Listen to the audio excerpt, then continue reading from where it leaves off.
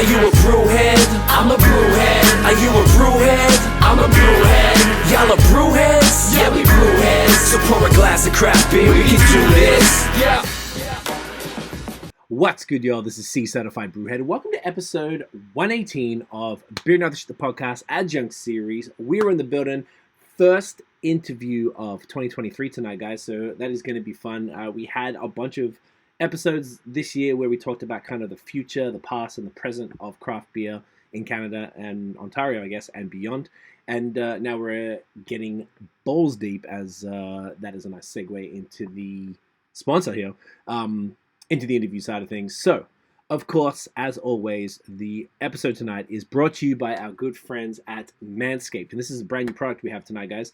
Roses are red, violets are blue. Our friends at Manscaped have a gift for you. I can't believe they made me say that. Manscaped is now selling beard products, which is very convenient for all the bearded craft beer fans, or the craft beer fans with partners or people in their lives with beards. That's right, the leaders in grooming are revolutionizing the men's hygiene game once again with the new Beard Hedger Pro Kit. It all starts with the Beard Hedger. This cordless trimmer has a rotary reel with 20 hair cutting lengths, all with one guard, damn. So no more messy drawers full of extra add-ons. With this kit, it's never been easier to sculpt your precise look at any length. So make sure you're looking extra lovely this Valentine's Day by using the Beard Hedger. I'm getting it out. I actually haven't looked at it yet. And even better, save 20% and free shipping at manscaped.com with the code BAOS. So, obviously, I had a beard for a long ass time. Been through many beard trimmers. I feel like they always let me down. But not Manscaped, because this shit is fire. Look at this. I'm just brand new, fresh. Oh, that's cool. It looks like the bulb trimmer thing. That's fire. The Beard Hedger Pro Kit is the ultimate tool to get the perfect V-Day look. 7 million men already trust Manscaped with their balls, so it's time to trust their hair up top with them too. With this new kit, take your grooming routine to the next level, and it all starts with the Beard Hedger. This electric beard hair trimmer is a premium beard sculpting machine. I wonder if it's charged yet. Oh, it is. Oh, shit. Sick. Okay. I got to play with it. Manscaped and Valentine's Day are the oh, hang on. No, I skipped the part. Along with having only one guard, which is this big boy right here, leaving little mess, it's also waterproof. You can shave in the shower to avoid all that hair on the sink or bathroom floor. Interesting. Plus, the titanium-coated T-blade is tough on hair, but smooth on your face, leading to single-stroke efficiency. Manscaped and Valentine's Day are the perfect pair, and the new Beard Hedger Pro Kit does not end there. They have created 4 dermatologist-tested formulations for your post-trim hygiene, which is pretty sick. So, I love all this type of stuff, man. They got a beard shampoo and conditioner. So that is that bad boy right there. Oh, that's the shampoo. Oh, the conditioner's like this. Okay. Sorry, guys. I should have got this out before. The beard conditioner. I should actually show you the box, because the box is like the super nice packaging, where they're like got all the instructions and everything. Super cool.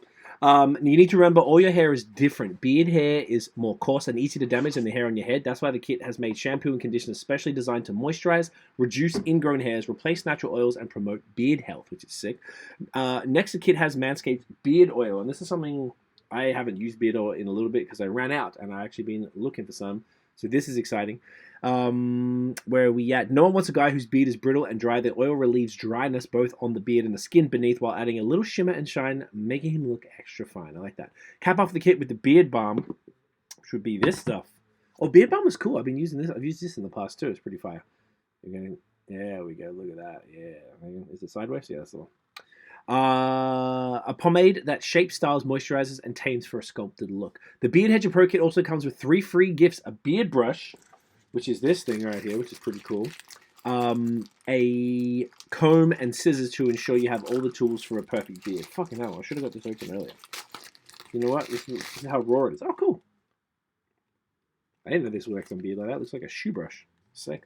From first impression to last, you're going to love it. And everyone who sees your improved facial hair game will love it too. No one likes a weird beard, so say goodbye to all your stubble trouble and tame your mane this Valentine's. So guys, once again, get 20% off and free shipping using the code BAOS at manscaped.com. That's 20% off with free shipping at manscaped.com. The code is BAOS right here. Now, spice up V-Day this year with Manscaped Beard Hedger, 1 stroke, 1 guard, 20 lengths. So, with that, time for the pod. So, guys, this is going to be a fun one. We have talked about getting these gentlemen on the pod in the past, and it just never worked out because I guess it was always I was never in the area. This was pre all of our virtual stuff, so now obviously the world is our oyster. So guys, please welcome all the way from St. Jacobs, Ontario. Hang on, where's the button? There it is. We have. Hang on, there it is. Kevin and Graham from Block 3, and of course, Nathan from NathanDoesBeer in the building. Hang on, guys. Wait. There it is. That's what I was waiting for. I didn't prepare myself. Welcome, everybody. Good to see you guys. Thank you. Thanks for having us. Yeah, Welcome, fellas. It is a pleasure. Like I said, long time coming. I swear we spoke in, must have been like, I don't know, 2017-ish or something, maybe. Like, it was a while ago about doing it. And it was, when we were only traveling around, it was more just if we found ourselves in that area, then we'd set it up. But you know what? Universe brought us together eventually. Here we are. Let's go. Here we are. Stoked. So, boys, yes, welcome. Excited to learn everything about the brewery. So, shall we get started with the first beverage? I think that would be Let's do it. Alrighty. Let's go for it. What are we kicking off with this evening? We are starting with the King Street Saison. Ooh, there she is. Look at that. Yeah, we are. There we go. Yes, lovely. Nice. I already poured mine. Sorry. It's Yeah, okay. You're getting ahead of understand. us. I understand. I respect I was thirsty. it. Hey, man, you got to do what you got to do. So this, I was asking you guys just off camera, this one would be the closest beer, I guess, considered to be your flagship? Yeah, I mean, it's the one we brewed the longest. So, like, when we first opened back in 2013, Right. this is what we opened with the Saison. So it's been around since the start. Now, since then, we've also added a few others, which we can talk about later. But like in the kind of a core group, but the King Street's always been there. So Very cool. I was checking my Untapped, and it looks like I had it last in like 2015. Has the beer changed much since then? yeah, Yeah. the beer's gone through a ton of different iterations. I mean, it's not only in packaging and labeling, but also in like kind of recipe as well. Mm-hmm.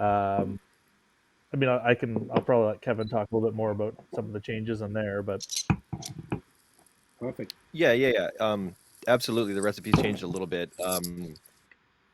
It got a little bit more simplified and, in a sense, a little bit more true to style. It was just, I think when it was first designed, it was made as like an approachable kind of everyday drinker. And then for a while, we were just like, why aren't we making this more like the Belgian style beers that we love? And the Saisons that like inspire us. So we kind of moved a little bit towards that. It's still very balanced and very approachable, but it kind of more reflects the low ABV, somewhat bitter Saisons that we enjoy drinking a lot. Love it. Fantastic. Well, boys, cheers. Welcome. Get that in you. Cheers. Thank you. Good to have you here. Well, that's smooth.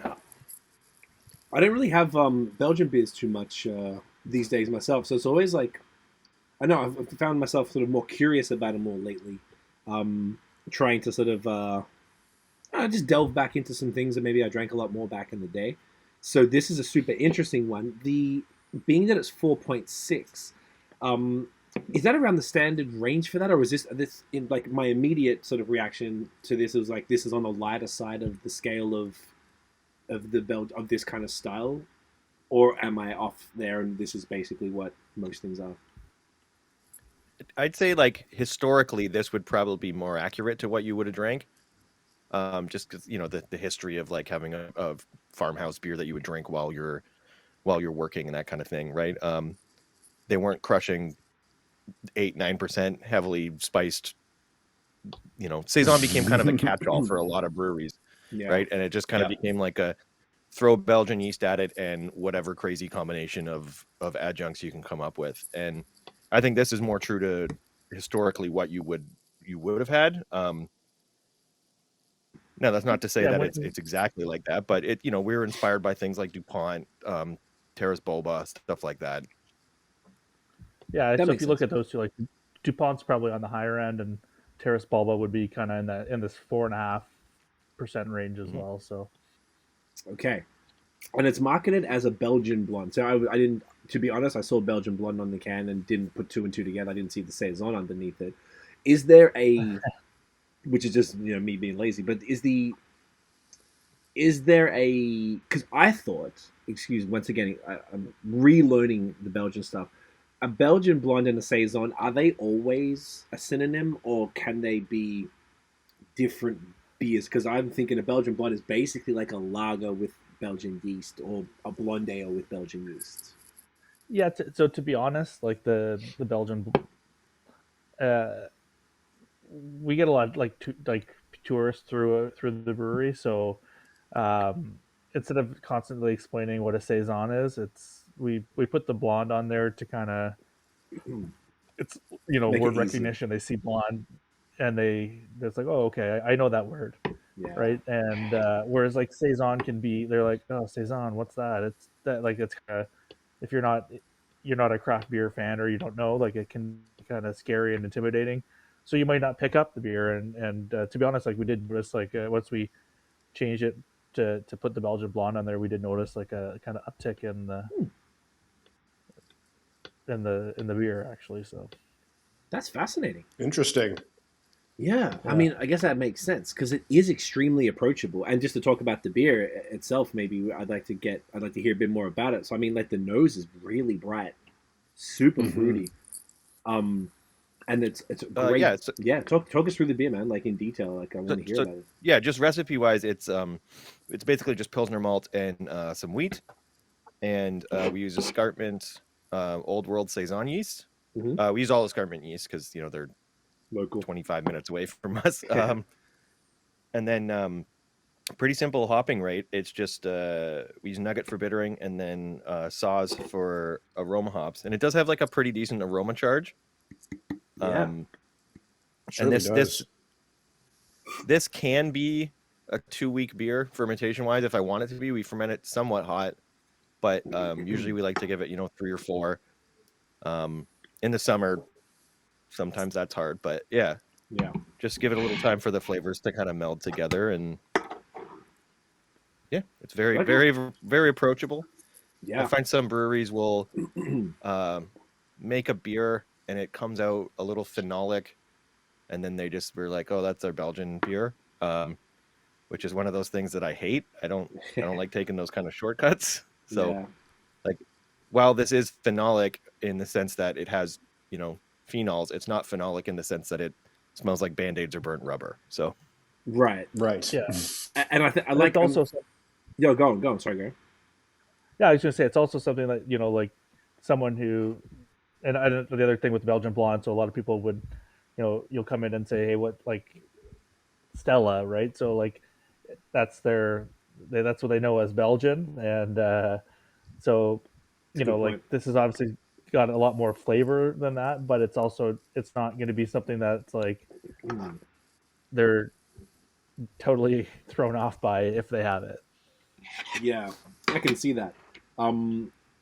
Okay, that's fascinating. And I'm glad you brought up phenol because that was always my problem, man. Like, with the Belgian, that kind of turned me off it over the years. I feel like in the beginning, I was anything Belgian, I was like all over it. Like, when I first started drinking, it was about 2011 when drinking craft beer proactively and searching it out.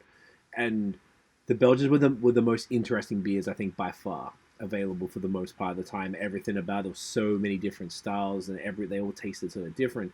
And then eventually, it was, I guess, the local versions of them. I found them phenolic in the, and correct me if I'm using the thing wrong, but like the estery banana and bubble gum, and it was like so present and just dominated the beer to the point where it's like it overwhelmed it, and that's what the flavor was. I'm like, this is not interesting to me.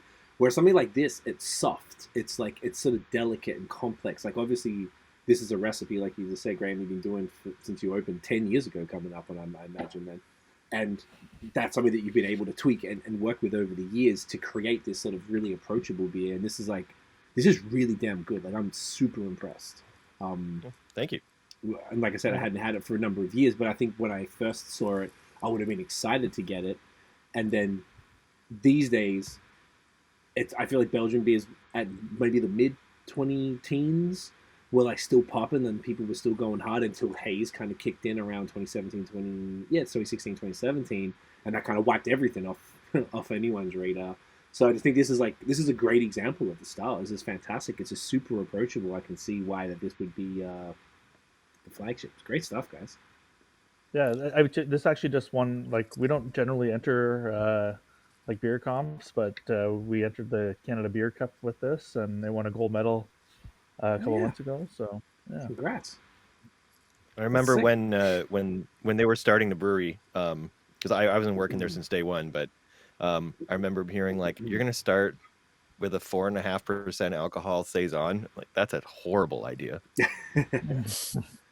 And I guess that's actually a really good question. Like, why did you guys keep this beer on as essentially the premier beer of the brewery? So when we started, we wanted to do something that was like a little bit different. When we were noticing, like, every brewery would start off, they'd have their blonde, their dark, and then their amber, pale ale, their amber and pale ale, right? So you'd have those 4 beers, and it's like none of them, or a lot of them, weren't done well, and so we're like, hey, let's pick a style that people aren't doing, that's still approachable, and so we kind of played around with some things, and like we landed on a saison, and the other one we started with was a maple brown. Interesting. Yeah, well, we're kind of, there's like the Elmira Maple Syrup Festival, which is like the world's, it's like 100,000 people come out for this Maple Syrup Festival. It's hard to for one explain day. unless you live in KW region, but it's a whole thing, the Maple Syrup Festival. Yeah.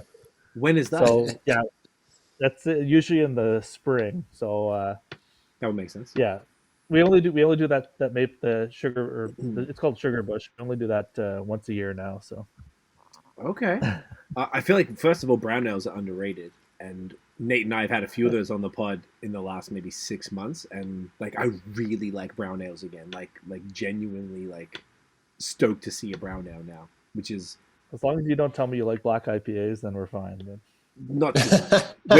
We're good. Not too much. Black IPAs can hit or miss, huh? No, they're a miss. They're always a miss. I can't think of two. I can think of a couple that was solid, but yeah, I feel you. Then it's just a style that doesn't know what it wants, right? It's like you're roasty, and then you got fruity. It's like, what's going on here? Like this is just stop. It's too much. I Hot respect takes. it. 15 minutes in, it's hot takes. Yeah, look at that, guys. Yeah. Not messing around. Straight to it. Big guns. I am excited. I'm not too far away from KW now, in Hamilton. So I'm used to, in Quebec. I was there for 10 years, and like, obviously they freaking love the maple shit. Like, there's always the cabana soup and all that stuff. Yeah. So I'm excited about any maple related thing. So I'm going to look that up. What's the festival called? Is it called Sugar Bush? It's called the Elmira Maple Syrup Festival. What's the first one? Elmira. All right. Maple Syrup Festival. Right. Oh, actually, I won't type because the computer will fuck it up. But okay. I think it's in April. Usually the first weekend of April. Okay. I'm excited. I'm here for it. Love it. Okay, dope, boys. That means you got to brew that beer, Kevin. Yeah, it's going to be done, Kevin. Yeah. I always forget every year. I forget to put that in the schedule. A couple more thoughts on the like on King Street here, like before we move on, because you're mentioning that it's 4.6%, and like as I'm drinking it, it's like it even though it's 4.6, it has the body as if it had 6.5. Like I find like the wheat bill is super grainy, and and I mean that in a good way. And then of course all of the like kind of the estery flavors like combined with that heavy like wheat bill do make for a pretty bold flavor profile. So I find anyways that you certainly don't even drink this thinking that it's a sub 5% beer, which I quite like. That's an interesting take, because this beer does finish at like under 0.5 Play-Doh. Like, it is super dry. There is no sugar left over. set diastatic its yeast, but you build in the flavors and the yeast profile you want, and it can present a little bigger than it is, you know. Maybe Exactly. that's why. Yeah, man, it's a very impressive beer. It's pretty cool. I almost feel like you were saying, Kevin, that like you were like, why the hell are you kicking off the brewery with a 4.6% Belgian Saison? Like, I feel like it's equally as bold. I feel like then it got to a period where it wasn't weird. And I feel like in these last few years, you could argue that it is kind of ballsy to have this beer continue to be a flagship, and for it to continue to sell kind of like says it all. I like it. I respect it. Here for Yeah, and it does sell, and it does do great. It's just in 2013 when the brewery started, it was like nobody's making this. particularly in Ontario. Well, Oosthouse Yeah, kind of absolutely opened not around in the same Ontario. time. Oosthouse they started with the Saison as well, but in like a 750 cork and cage bottle. Yeah, that's true. And that wouldn't have been 2013 though. They haven't been around that long, have they? I think they were like either just before us or right after us. Really interesting. Okay, Yeah. but yeah, they I guess true. I mean, the whole thing is in a barn, so it kind of like it makes sort of sense. And I guess for Ontario though, I mean, you can think of one other brewery that's doing it. When I moved to Quebec in 2012, and it was everywhere. Quebec. Like Quebec was out of Quebec's control. full of it, right? Yeah, What's I mean the one that the Le Tracteur and True de Diable, Tractor. True Diable. I mean, who got cancelled, I guess, because they sold and people got upset, which I get it. Oh yeah, they were devastated. I've never seen anything like it. Devastated to the point where Dunham did the festival Feu d'Uni. There was supposed to be. Yeah, it was called Feu d'Uni, like F-U, like fuck you, on the same day that their festival was, to sort of like to. That was 2018. Yeah, it was kind of. We were supposed that's amazing. Yeah, it was pretty. We were supposed to go to Food Uni 2020, but yeah, they didn't have it. No, it was easily the best beer festival I've ever been to. Like, there's nothing that's come close, unfortunately. So it is a shame if they do pull it again. I'm definitely going back for that. This shit was crazy. And those guys are awesome. Like, we went down and did a collab with them. Actually, I think they've done one with us as well. They're good guys. I like that. Yeah, the good dude. El was a good dude, and everyone I met from there has been super cool. I love seeing that though. The Ontario Quebec collabs. Always. Yeah. Great cats. Their stuff is great, and it makes complete sense based on what you guys do and what they sort of do as well. That you would connect on this. I do like seeing the Quebec Ontario collabs. I feel like they're maybe getting more common now, but I feel typically they were kind of few and far between, and it never really made sense to me why people weren't like collaborating as much. So that's dope. Well, I think I think from 2020 on, like, more virtual collabs became a much more common thing, and and then it kind of became the thing of, wait, anyone can collab with anyone, So I think that that's when you really started to see the explosion of interprovincial collabs and and even cross-border collabs and and all this when when you're kind of changing the rules of like a collab is folks coming into the brew house to actually brew it on site together. Yeah Virtual's just not virtual's not as fun. I don't think we really did too many virtual, actually, Kevin. Have we? You did one or a few, but nothing. Yeah, nothing crazy. I mean, like, part of the fun is just hanging with your buddies and seeing how you do this and how I do that, and collabs are interesting in a sense that it doesn't actually take more than one person to make a batch of beer, but it's like, I don't know, just hang out here for a day and we'll chat and see what comes out of it, and just kicking the tires and kind of brainstorming with each other, right? Yeah. No, I love it. It's a great. Totally. It's good mind share or whatever it's called when you're just sharing that information and building the community, which is something that is very unique to beer. Like, competitors typically don't hang out at each other and promote each other and like work together. It's very weird in a good way. So it's super dope. So I want to get into the beer history, because I don't know a lot about like the early stuff from you guys. So how did you guys both individually get into craft beer, and then how did the brewery come about? Yeah, I guess I can start. So I got into craft beer back in like 2004, 2005. I was out at school in Nova Scotia, and I think the first one I saw was the apricot wheat from McCausland's. That was kind of which is It's a great one. the kind of the gateway there. And then we at the liquor store you get Propeller, you get Garrison's, Pump House, um, McCausland's. That was, to be honest, that was about it. And then my buddies and I, or my roommate and I, would kind of go back and forth and try those things. And then when I came back in the summers, uh, uh, that's what I would go to the LCBO or beer store and try to find anything that wasn't Molson or Labatt's at that point. And yeah, I mean, it just kind of started from there, and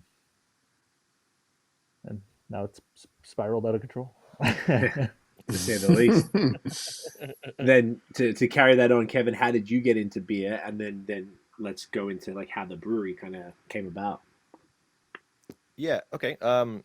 I remember being in college. Like, I went to college in Hamilton, and just like when we didn't have money to buy Lakeport, and when we did have money, we'd buy like Steam Whistle or Mill Street. All right. So like we were aware of it. It was just a financial factor. And then I graduated college. I went to school for music, so I got to do a little bit of traveling, touring with bands, trying stuff, different local stuff. I worked on a cruise ship, and then when I got back from that, my wife bought me a homebrew kit, and I basically was like, I don't know, if I'm gonna get a day job, might as well be at a beer factory. Like, I didn't really know anything about brewing, and then that was 10 years, or 12 years ago now. Nice. So that's just been a thing. I kind of just fell into it, and then did brewing school and did all that stuff, and met these guys, and here we are. Alrighty, I love it. Beer Factory is a great. That could be a good episode name. I'm gonna note that one down. And then how did the brewery come about? Like, where did that? So what I'm gathering from this, which I didn't know before. So Graham, you are a co-founder, I imagine. Then, and Kevin, you're the head brewer. That's the sitch. Yep. Correct. Okay. Yep.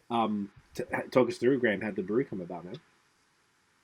Yeah, so it started like a couple of my so I was working. I'm an accountant by trade, I guess. So working at a accounting firm, a couple of buddies there, we'd get together and like always bring different beers to try, and we'd kind of like after you have a few, you always get to like, oh man, we should do this instead of accounting. It'd be way sweeter. And It's true. it is true. Yeah.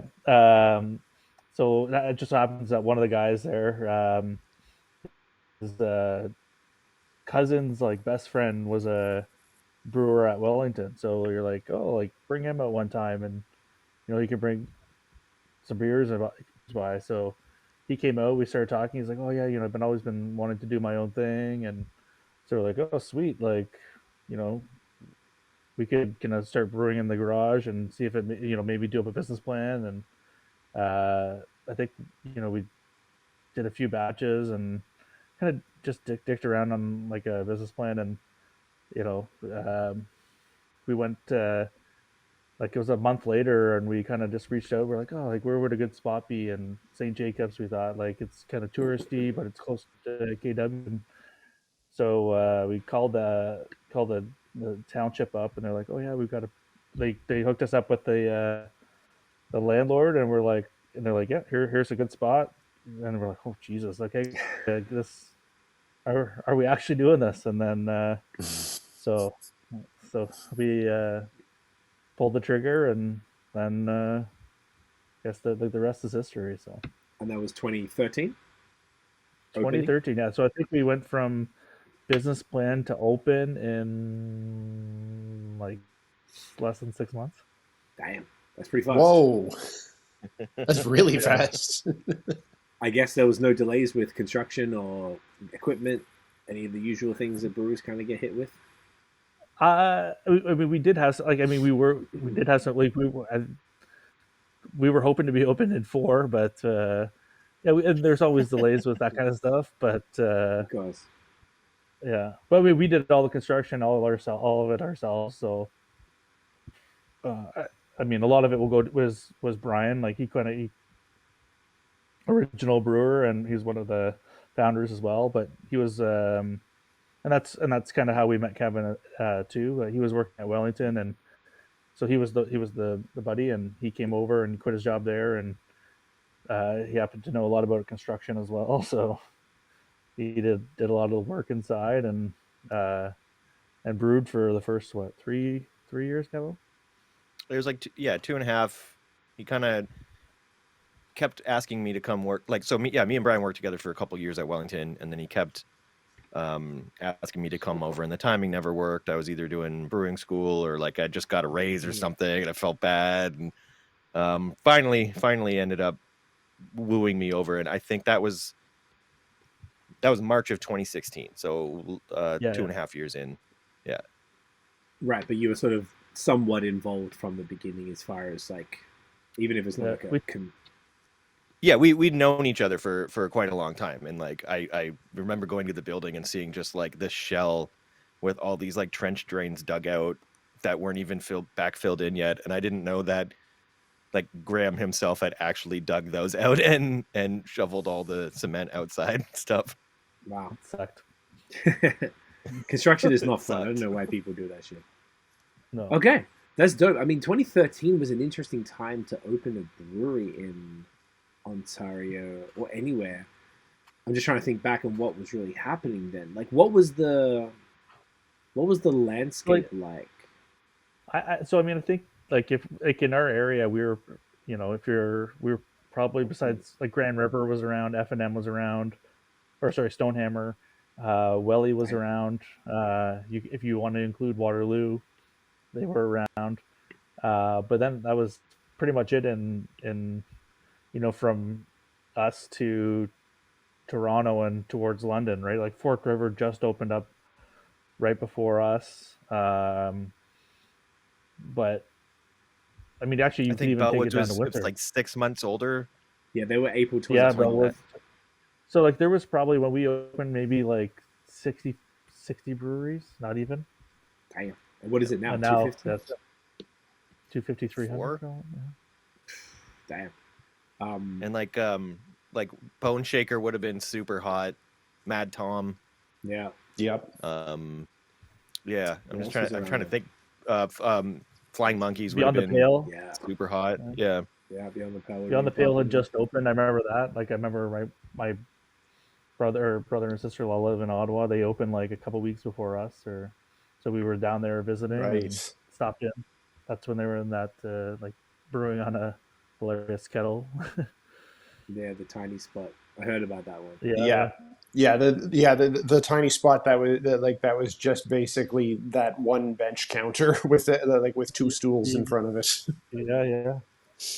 Interesting. Yeah, I remember. I remember back in 2013 or 14, my best friend lived in Kitchener at the time, and I had come down to visit him, and it was around the time that he and I had kind of just started becoming aware of like local breweries and whatnot, and he had told me that there's this brewery in town called Block 3, and so we would have come by to visit in 2013 or 2014, and I think we got I think what we took home was probably a growler of King Street at the time.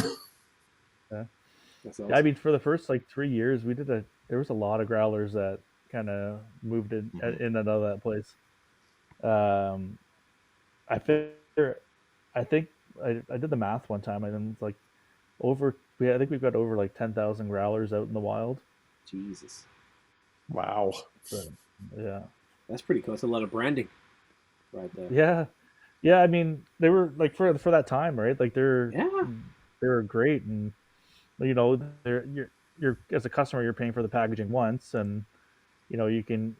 But I think they're still I still don't mind them if people drink them fresh, but that doesn't happen.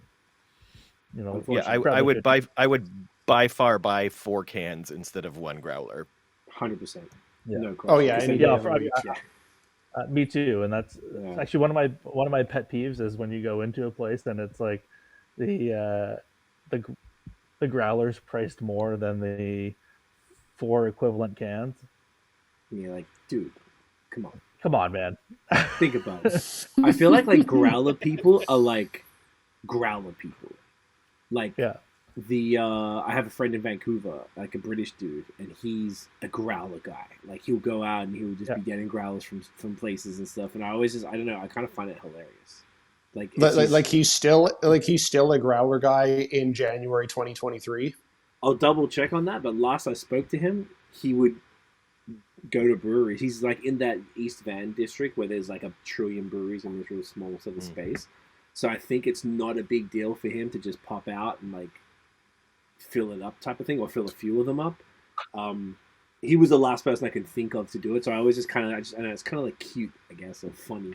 Like it's like, oh, you and But your I mean, growlers, but good if luck he's with that. drinking it, if he's drinking it fresh, like that's not a bad thing. Like, right? Like they're not Yeah, bad. that I way, remember.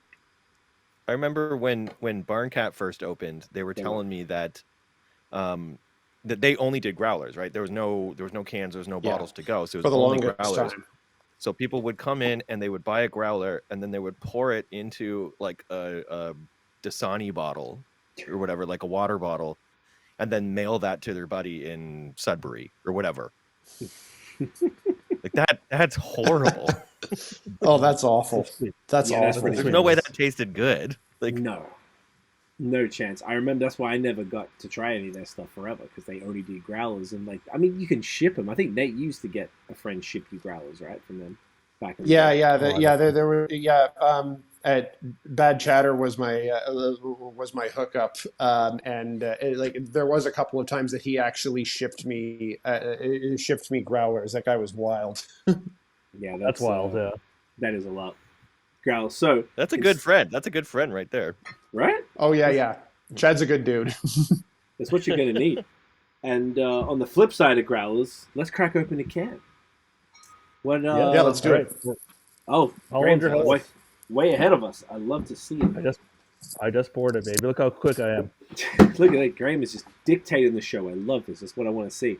So Helles Lager.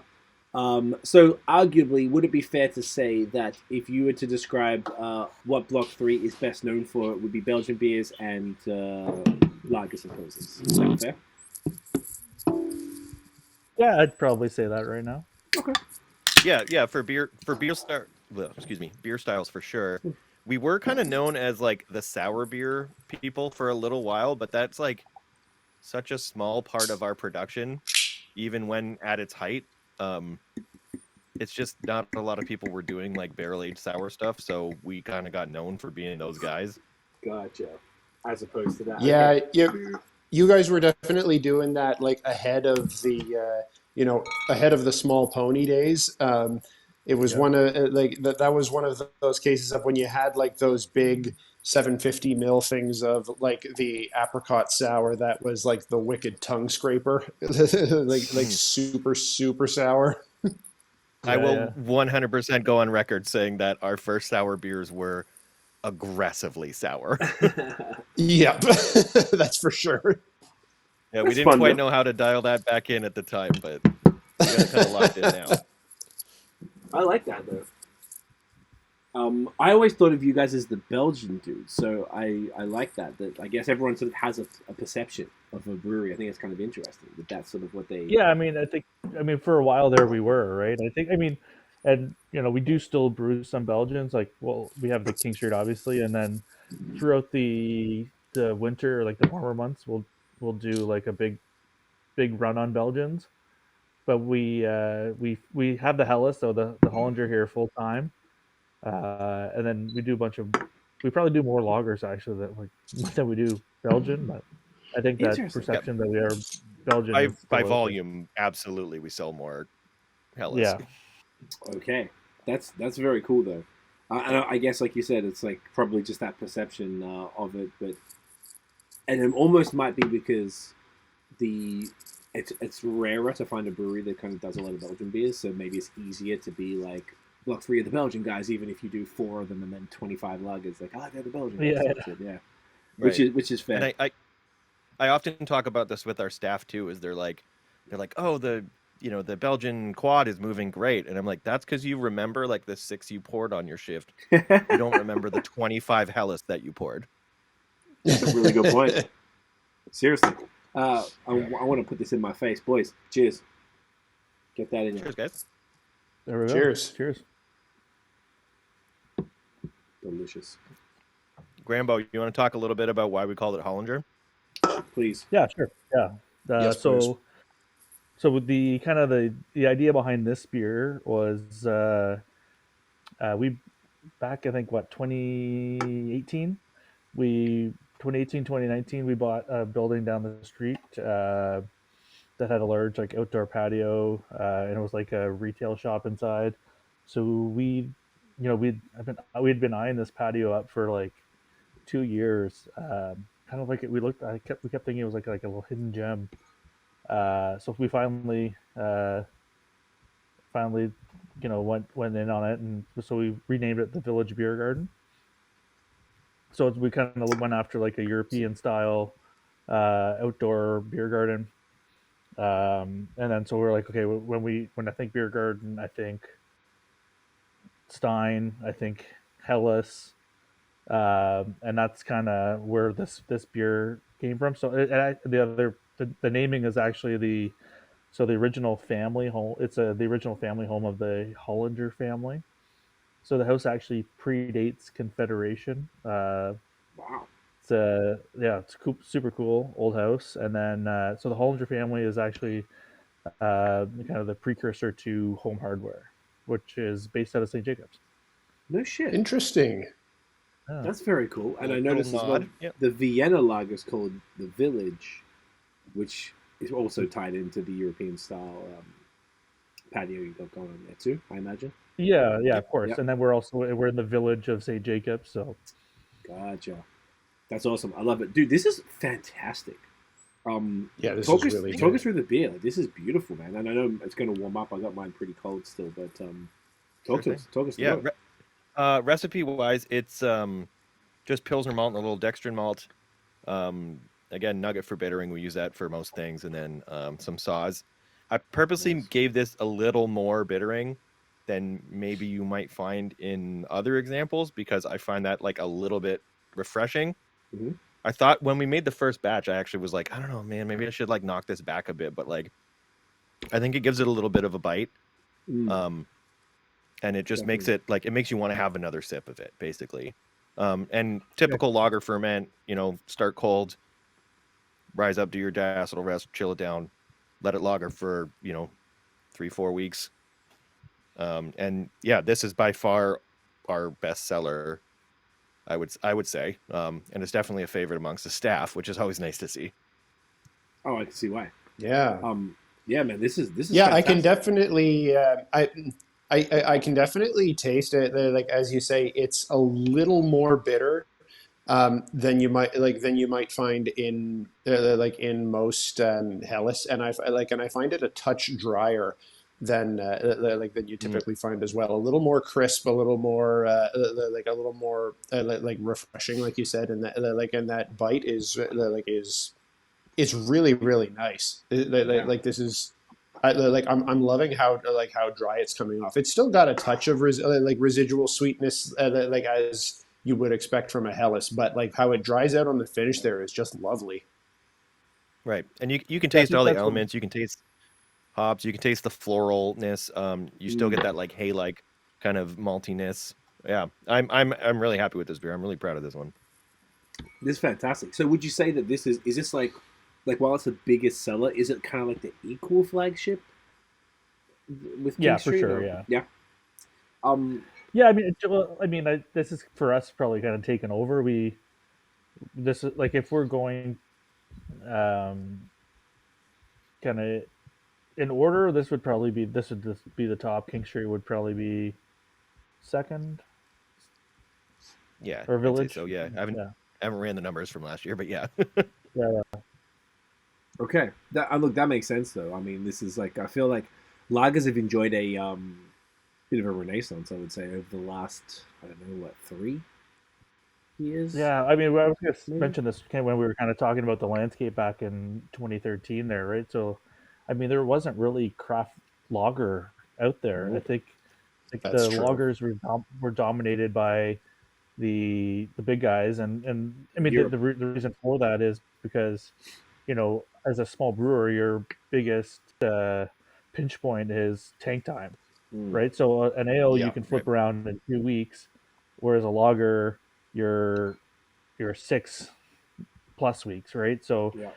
I mean, it's obviously, I mean, and I will preface that by saying Steamless obviously did have the lager going, and but yeah, but even BAOS, right? Like BAOS started with the Kolsch, which is a lagered ale. Mhm. That's a beer they were probably flipping in 2 to 3 weeks, right? So it's everyone was kind of in that blonde ale, like Yes. their big movers were the blonde ales, right? Like the something that they could flip quick without having to put the capital expenditure into more tanks to lager longer. And I think as kind of more breweries came in line, you probably had you you probably had more room to experiment with. And I think people can, I think I know my tastes for sure have changed, right? Like when I came Mm. in, it was, uh, you know, Belgians, and I still like Belgians, but it was like, and then like sours, and now I just want a nice Crispies. lager.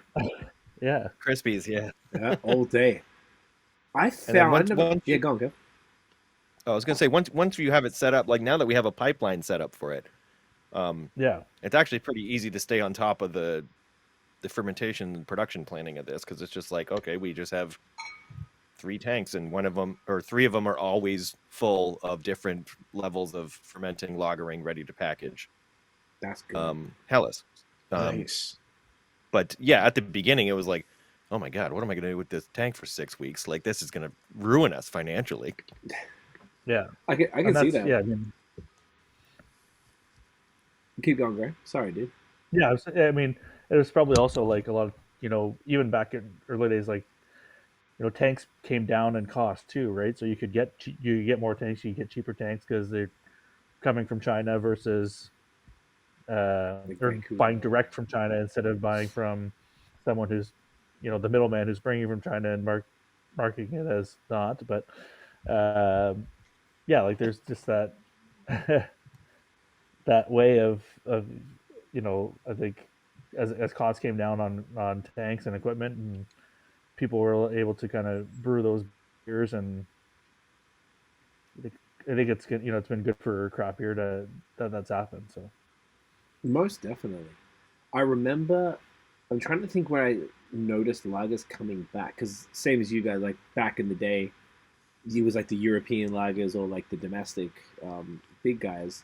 So it was. I just remember never being interested in lagers, and even blonde ales were always kind of boring to me. So everything else was much more exciting. And then I recall at there was where did I see it? I feel like lagers got caught up with the hype stuff, I guess, is my theory.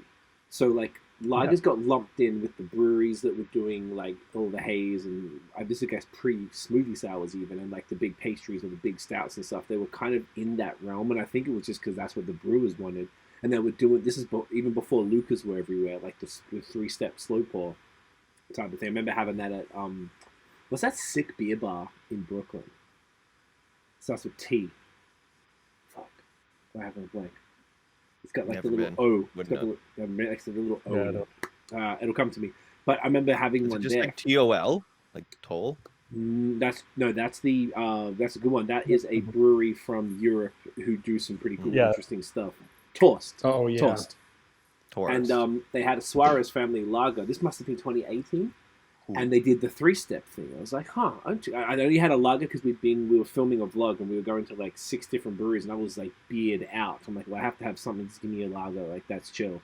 And I hadn't seen the 3-step before. And I was like, huh, that's pretty dope. And I really enjoyed it. And I remember seeing, why did I have an all like in Virginia? There's a brewery, like a hype brewery. It starts with A. Fuck. Why can't I think of anything? But it was the first time I saw the horizontal tanks, and I was like, what the hell is that about? Nice. So nice. like I feel like those. I guess my point is that like lagers seem to have gotten their kind of like second wind within the craft beer community, due to that, for whatever, whether it's the brewers just wanting it, or which I imagine it has to come from the brewers themselves. And they got caught on to the same people who are lining up to buy haze cans and stuff, and then it kind of just proliferated. And then the other thing was when the Czech government did that program where they were sending brewers across in 2018 as well. Do you remember that? I went on that last year. Yeah. You did. Yeah. Talk to me. That's sick. Yeah. It was sick. Yeah. What's the deal, bro? Break it down. That's fascinating. Yeah. So I mean, so I think they did that program in 2018. Then obviously it stopped for 2 years, and so they ran it last year again. And I think, to be honest, it was kind of like I just saw it at the bottom of like one of these like OCB emails that like, hey, they're looking for. So I was like, oh, whatever, I'll send it in and think nothing of it. Like I didn't mention anything to my wife or anything. And like 2 weeks before thing, they're like, oh yeah, you've been selected to go. Like, you can book a plane ticket. Here's the details. I was like, oh shit. Like, I've got 2 young kids. Like, imagine I gotta tell her that I'm piecing out for a week to Czech Republic, but to get drunk. Yeah. So can you explain what the program is? Because I've only ever heard about this like secondhand type of thing, and I'm aware of it, and I know a lot of brewers in Ontario and Quebec went, and that's why we're seeing a proliferation of Czech beers. Yeah, so the first, in the first iteration to go was I know Luke LaFontaine Bim, from yeah. Bim from Godspeed. He went on there. And then, Matt from Tooth and Nail, I think, went. Yeah, Matt from Tooth and Nail. I think a couple of breweries from Quebec. JP from Silo went, I'm pretty sure. Brienne from Notch, or Notch at that time, went. Yes. That explains it. Yeah, it was. I guess the idea is that they're kind of introducing North American brewers to Czech ingredients, Czech equipment, like different Czech suppliers, and part of it makes sense, right? Like if we're gonna brew a beer, which I think we are trying a Czech Pilsner next, but if you're brewing a Czech Pilsner and I got 2 thoughts on this, but so you're brewing a Czech Pilsner and you should be using Czech malt, Czech hops to brew that, right? Now, I agree with that. I also have the thought of, well, if it's a Czech style Pilsner, you can also, I think, do that using local malt and local hops, right? Just how they would do it there. But I do agree with that, like both sides of it. But yeah, so it was just kind of like meeting different suppliers, going around trying different like Czech style beers, learning their like brewing techniques. So learning different, like we had a big Lucre demonstration as well, which is cool. That's so cool. Yeah. Where did you go? Like, what was the where did they send you? Like, what was it like to Pilsner Raquel, or like was it all over?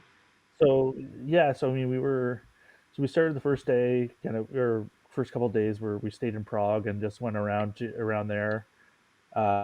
So there's a Ufleco, which was one of the breweries there. Is that the one with the dark lager? It's only the dark lager. Yeah, and like Kevin knows my but this beer was unbelievable. Like it's a Schwartz beer. The whole facility is super cool. So Ufleco, there was like I'm drawing a blank, but like a kind of like a monastery-based brewery. Cool. Right in Prague. And then the university, the research university, they have like a brewing research university. We stopped by and had some stuff there, and then we started going out to into the wilderness there, and we did Pilsen, so Pilsner Raquel, Budapest, where we went to Budvar. Nice. But and these facilities are unbelievable. Like you're talking the horizontal tanks that you saw in Virginia. These ones were massive. I couldn't even, like, 2 football fields long. For one tank. Oh my God. Well, yeah, it's like I was trying to take a picture and send it to Kevin, just like psycho. Yeah, hundreds of Like, thousands of hectoliters. Yeah. Yeah. That's insane. Lager Yeah. facility. Yeah. Yeah. So Wow. I mean, I think that was one of the that was one of the coolest things I saw there was that. But yeah, I mean, it's just a super cool trip. Like, and beer is so ingrained in their culture too, right? So Mm. it's hard not to come back from that. I think, like, inspired and wanting to, like, bring that back and back to what we do here, right? So Dude, that's sick. I love that. That's really smart of them, though, to do this, like to introduce people from around the world to the Czech, like whatever their way of doing it, their ingredients, their styles, whatever it is, because it's, promoting the I guess by you guys making the beers, it's promoting tourism to the Czech Republic.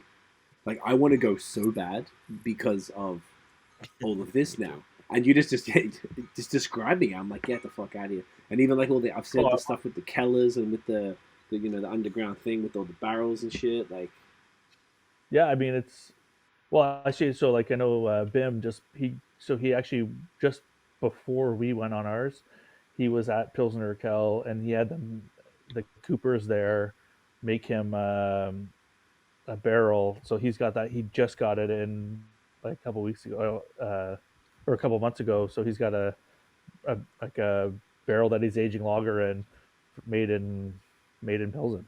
that's crazy. It's just That's so sick. bananas. I feel like the Canadian. I would argue though, and this would be, I think I'd be curious to see what you guys think. I feel like it's like, whilst I know that's promoting beer from elsewhere, like it's a good thing for Canadian beer. It's sort of elevating the skill sets of the brewers. It's bringing back a classic style. Like, I just feel like it's making things interesting overall. Like, it's a real. I mean, net I will positive. also say this for that, to the thing too. It's like, so you go, when you go to the craft breweries there, right? Like, and they do have, like, everyone thinks Pilsner, like, so they have craft breweries there as well. Like, they're anything but lager is not great. Gotcha. It's like early 2000s Ontario, like your pale ale is an early 2000s Ontario pale ale. Right. Gotcha.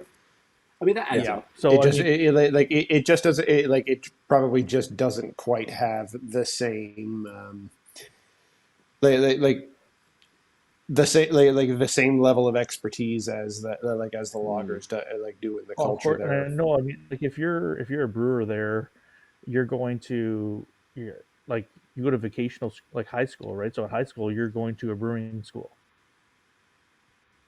A regular high school is a Wow. brewing school. Yeah, like, that's what, like, you can go to brewing school at high school. Wow. Oh, That's okay. So you can wild. choose to do that. Fucking. So it's that so it's that much part it's that much part of the culture that you can get into it as part of as part of your high school education. So like that tells you the whole story right there. Just how deep lager goes in the culture. Mm. Yeah, I mean, like, so, like, we got taken to, like, a couple different, like, hop facilities too, and it's like, it's just like, so actually one of the guys that was on the trip was Thomas from Spearhead, the head brewer there. He's he's an older guy, but so he grew up in the Czech Republic, and so I think having someone like that on that trip too was kind of cool. So you can, he was there, kind of was under the kind of iron curtain, and he knew different things about how things were done then too. So you kind of get to see both sides of it. So Okay. What was their intention? So when I say they, the Czech government, for sending it, like, what's the end result that they're hoping for the people that go on these trips? I'd imagine, I think it's that we buy malt or hops or from or Czech malt, Czech hops. And then, if we're looking for equipment, like we want to see a bunch of equipment manufacturers as well. So if you're in the need for equipment, like, they make some really, really, like there's a lot of big breweries in Europe, right? And your regional players are bigger than Steam Whistle, and Oh like yeah. they're like Waterloo Brewer, right? Like, so like these guys have huge knowledge on building equipment in that space. So yeah, I mean, we saw some pretty cool stuff, but a lot of it's probably not quite size for someone our size. But if you're a regional player or like something in the States, like, yeah, like there's some really cool equipment out there. And then, what was the impact then it directly had on Block 3 as far as like, did it change? Like, had you done a Czech Pilsner prior to that, or like now have you guys like started experimenting, or had more of an interest in the style? Because obviously Crispies are a part of your DNA. So what did it? Yeah, what was the result for you guys? Yeah, I mean, I think it was kind of just. So we have done a Czech Pilsner before, and but I think more of it was just like, how do we like, there's just small different things on, like, like pouring. Sometimes here you get, like, if I poured you a beer and the beer, there's like a two fingers head, like people would be like, "Oh, fuck's my beer," right? Like, what's going on here? Whereas there, like, if you didn't have that two fingers head, they're like, that beer is getting sent back. Yeah. Right. So, just certain, like, how we, like, I think it's more for us, like, we got to start, like, educating consumers and letting them know, like, hey, this is, just trust us, trust people. Like, we're trying to do the best, like, do good by the beer, if you will. But I like Yeah, that. I was gonna put that into other words. I was gonna say, like, when Graham got back, it kind of got us all fired up about, like, respecting it, right? Respecting the beer. Taking the time to pour it properly, taking the time to educate our staff about why this is important to pour it properly and what that does for the beer. And then they can hopefully pass that on to the consumer. Why, even just why a glass should be clean, right? Like, basic things like that. I like that. I mean, look, that's like a net positive. Like, at the end of the day, on that, like, and it's did you guys get a Luca? Did it inspire you to get the Luca tap? we already had one. You already had one? Amazing. Yeah. Oh wow, ahead of the game. I love it. I don't know. It sounds like an overall that's pretty fucking cool, man. Like, it's just like a cool experience. Like, Kev, you should have jumped on, mate. I don't know what you were doing. So, fellas, we've been like, one person per brewery. Oh, really? that's no fun. I've applied for this year. Yeah. It just seems like that seems kind of like short-sighted. What we were kind of like, saying, it was kind of silly. Like, we're on this big, like, a huge tour bus. There were 16 of us on there, right? So, like, we could have fit more people on there, but it's like we each had our own rooms at places. I was like, if you're trying to keep the cost down, like Kevin and I have more than, and I'm like we could share a room. That's not a problem. yeah, right. No Like, kidding. putting an extra guy on the bus doesn't cost anything. So, like, I think they could have brought, but it was also nice that it was intimate too, right? You got to know everyone that was on there, and we still have a group chat that we all chat into from that trip. So, see, that's dope. There you go. But I guess it would make more sense to be able to have, whatever, more than one. So you've got basically the exact example, like a brewer owner, like, all right, cool, let's strategize, let's talk about this together, because you can talk about it with other people, but they don't know your system, your circumstances, and like they can't talk about it in the same way. Yeah, for sure. I mean, like, I think both of us, like, if Kevin went on that, he would get something totally different out of it than I did, right? Like, I was kind of thinking on, like, the more along the business side, and like, how do we do things better? How do we present this better? Where, like, decoction mashing and decoction brewing is a big thing in the Czech Republic that you don't really see elsewhere, right? Like, if you think about it, they were kind of behind the Iron Curtain for so long. So well, like, you know, Pilsner and like the Bohemian Pilsner style could have been, they would have probably started out very similar, but you know, Germany was not behind that, or well, I mean, some of it was, but parts of it wasn't. It was allowed to, like, you know, they had technological developments, whereas, you know, the Czech Republic did not have that chance, right? So like they're still brewing it how they brewed it, you know, 100 years ago, and that's what this crazy part. Like we're going to some of these old breweries, and it's like, you know, that their fermenters are like that old. Which is wild. Like it's completely like unfathomable. Yeah, you're not seeing stainless steel. You're just seeing like raw steel. Like it's wild. It's sick. Yeah, that's nuts. Yeah, it's very So cool. hey, fellas, we've been gushing over Czech Pils here for the last like 20 minutes. I'm like my mouth is What a watering. I feel segue. like we need to crack it open now. I am so ready. And this was canned like a matter of days ago. Like 3 days Yeah, ago. Tuesday. Yes. Tuesday. Look at that. I am excited. Look at that. Wicked artwork. Who's the bloke on the artwork? Oh, Jaromir. Is that the hockey player guy? It is. Yeah. Okay. Yes, it is. What's his last So name? when Jaromir Jager, Okay. Rhymes when with. rhymes with lager. There's a brewery in Quebec who has a beer called Jaromir Lager, and I was like, okay. And I've seen people like, yo, that's the best name ever. I'm like, okay, sure. But When Okay, this so was see actually you're the- tracking now. I get it. Now it's nice. 2 and 2 together. Sorry, Kevin. We got you, boo. when I came to Graham, this was the first lager we ever made. So I came up to Graham and I was like, "Look, man, I know Block 3's never done this, but I want to make a lager." And he goes, "I don't give a shit what you call it or what you do. It's just going to be named Jaromir Czech Lager." And I was like, "Yeah, I don't care. Like, he's a hockey guy. I'm not a hockey guy." I was like, "Yeah, whatever." And then the more I learned about Jaromir Jager, I was like, "Wow, this dude's a fucking legend." So who does he play for? So he's like he owns a team in Kladano, Czech Republic. He's 50 years old. Actually, I think he just played. He's still playing Oh this my year. goodness. Actually, Okay, I didn't realize. Okay, so I thought he was like some, but this is what he looks like with the mullet. That's what he looked like in like Oh, the yeah. early '90s when he was playing in the NHL. Yeah. Okay, so because he's Czech, now just because you're the second Yeah. brewery to have a sort of a play on his name with regard to we to had So this, we did this like 5 years ago, I think, our first we- batch, something like that. Okay, might be ahead of the game. I Yeah. love it. It Well, was so- actually pretty crazy 'cause we got like, sorry, Graham, you tell the story.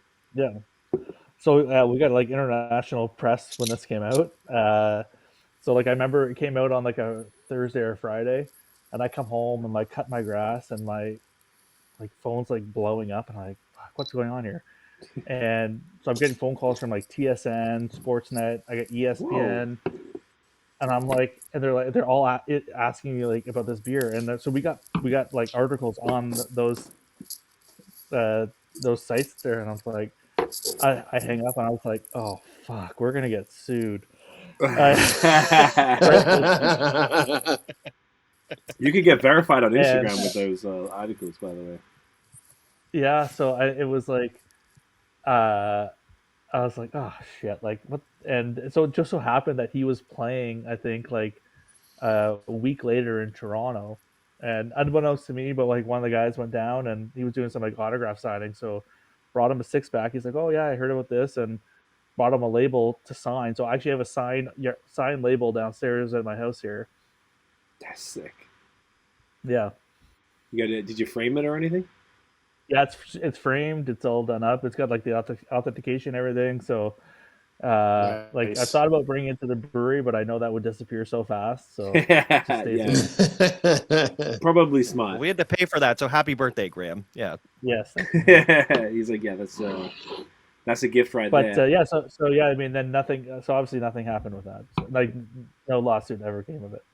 That's all you want. But we were I kinda- getting like it was crazy. Like we were getting people from Czech Republic like bars asking us to like ship over kegs, and I was like, if I ship over a keg, there's no late like you could just go buy Pilsner Raquel and just say it's call it Jaromir. Who cares, right? Like, Did you do it ever or no? no, we didn't. Like, it was just it like we didn't know how to do that. We didn't like we never like so it was kind of No. but yeah, like pretty funny. I love it.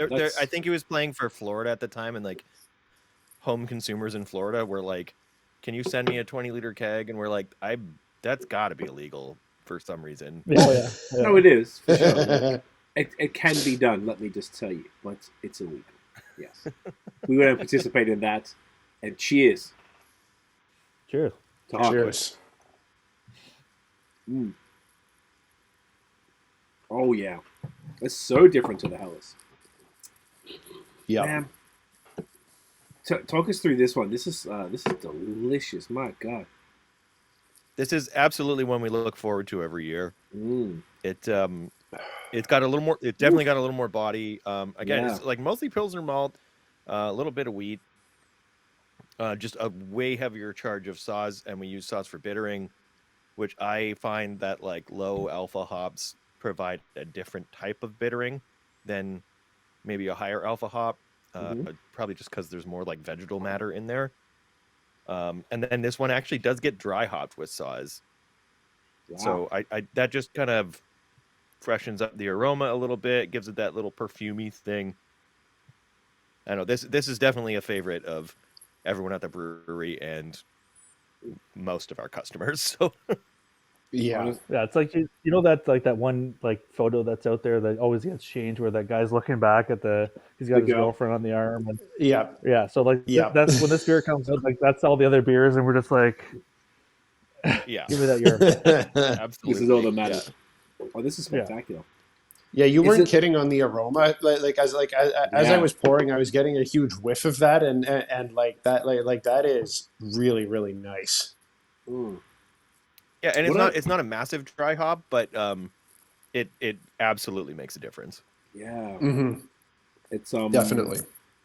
I like comparing like something like a Helles, because you know people, it's pretty easy to write lagers off. Yeah, they're all the same, but Jesus, they are not. Like this is so different to the Helles. And having them back to back like that, I was actually looking forward to that, because sometimes you sort of like don't, like I know they're very different, but I don't typically have them back to back like that.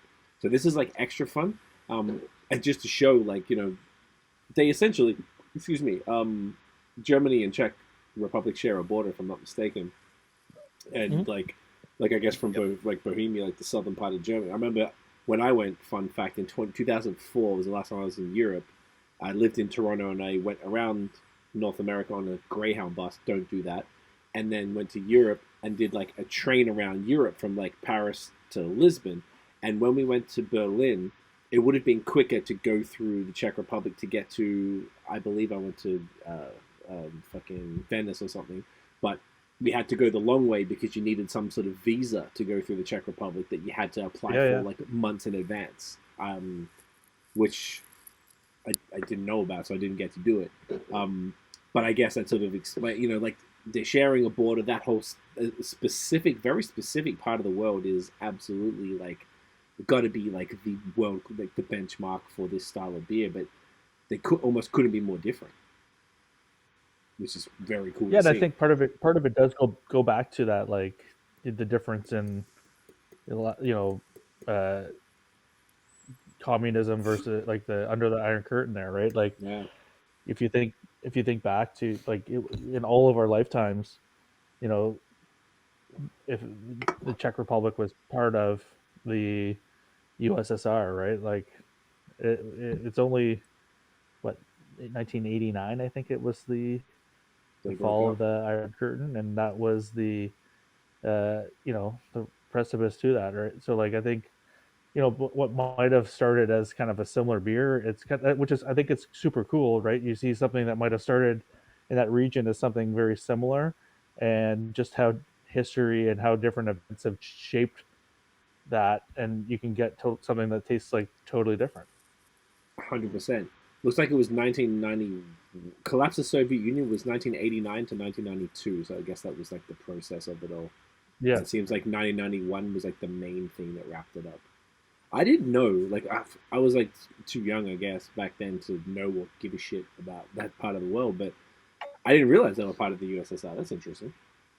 Yeah, So I so always- I mean, it was like when I was there actually. So we went to like, you know, so we went to two different hop processing facilities, and you know, you walked into one there, and it was like, it was an old like it looked like an old like Russian like 1970s building, and then you go to the next one, and it's like world class technology, right? So it's like super kind of interesting to see that different dynamic.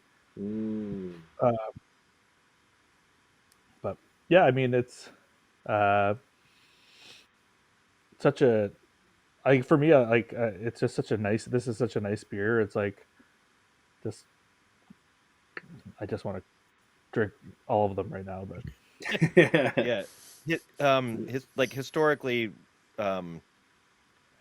it's like the Czechs invented the way to make pale malt, and then the Germans were like, "Well, shit, we should probably get on this." But like the water profiles in each place were so different that the styles developed kind of concurrently, like between German Pilsner and Czech Pilsner. And then it's like a lot of the world's styles of beer have just kind of been based around, we don't know why this tastes good, but it tastes good, and that was generally due to their water, right? Like people in Dublin didn't know why their stouts tasted good, but it was because they have alkaline water versus, you know, Pilsner Pilsen, which has very soft water, so they could kind of overload the bitterness, and maybe that made their beer last longer because hops are a preservative and their beer tasted better. So it's just interesting to see the way that, in a way, nature guides it, and in some ways nurture guides it, right? That's very cool.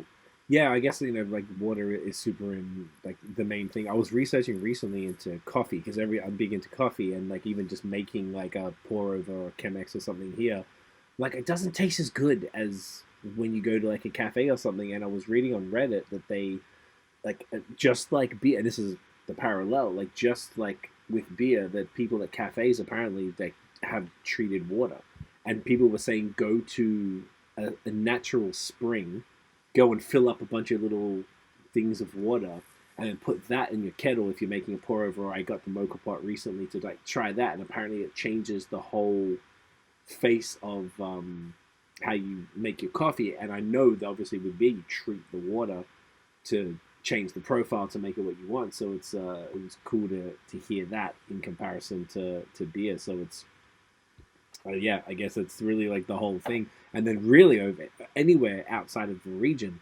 like Czech or Germany or whatever it is, like trying to replicate that, you've got to kind of like mimic their water profile to the best ability, which can't be easy, I would imagine. No, absolutely not. Like it does, like beer is 95% water on average, right? So of course the minerals and stuff make a difference, and ours is very hard and very alkaline. We're gonna get sciencey for a second, so we have to like acidify things and just get the right pHs and things like that, versus somewhere like the Czech Republic, which would have less buffering agents. But we don't have to get into a water chemistry lesson right now.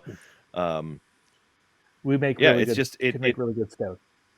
We can make very good stout. We just happen to not like them.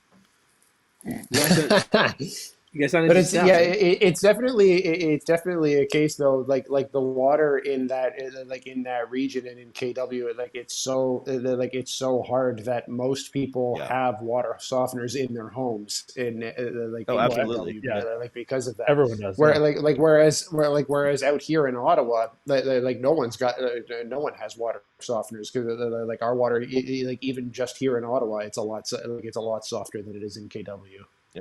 I hadn't seen a water softener till I moved here. What is a water softener? Yeah, nor did I actually.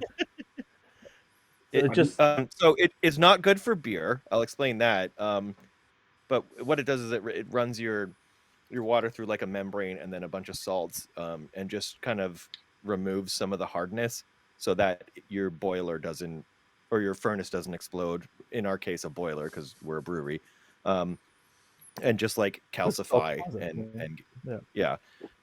But you wouldn't have one of those in Hamilton, where I used to live, and I definitely did not have one growing up in Milton. So I had never actually seen one until I bought my house, and then I was like, wait, I have to buy salt for this every month? This sucks.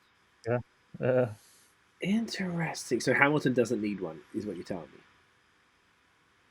I don't believe Hamilton I needs grew up one. I think in Hamilton is Burlington as lake well, water. and, Yeah. Okay. No, you're fine. I'm good. Okay, because I never heard of that. A new homeowner, and I don't know shit about this stuff, so I'm like figuring it all out. That's fascinating. I always wanted to get like a water filter thing. Like here, our local utility, like Kitchener Utilities, like the city-run one, like that they rent. Like most people rent them. They from rent them them to you. Like that's like the yeah. Okay, we have the water. Like, yeah, you have to pay for the water heater thing like every month, which is like feels like a bit of a scam, really. That's also included. They do that too, but. Okay, so every city has their thing, and then does it make so then for a regular homeowner, does it make it like, is it just to make things not fuck up, like you're saying, calcifying your kettle and your copper pipes and stuff? That's all it's for. There's nothing else. Yep. Gotcha. Okay. Yeah, versus if you're using it for beer, it adds a lot of minerals that you don't necessarily want. In beer, it does remove some of the hardness, but it replaces it with other things that are not great for beer. Interesting. So coming back to what you guys just said, so it's good for stouts, but you guys aren't into stouts. No. Have you done? Shame. Oh no, it's okay. I'm not judging, Graham. It's okay. All right.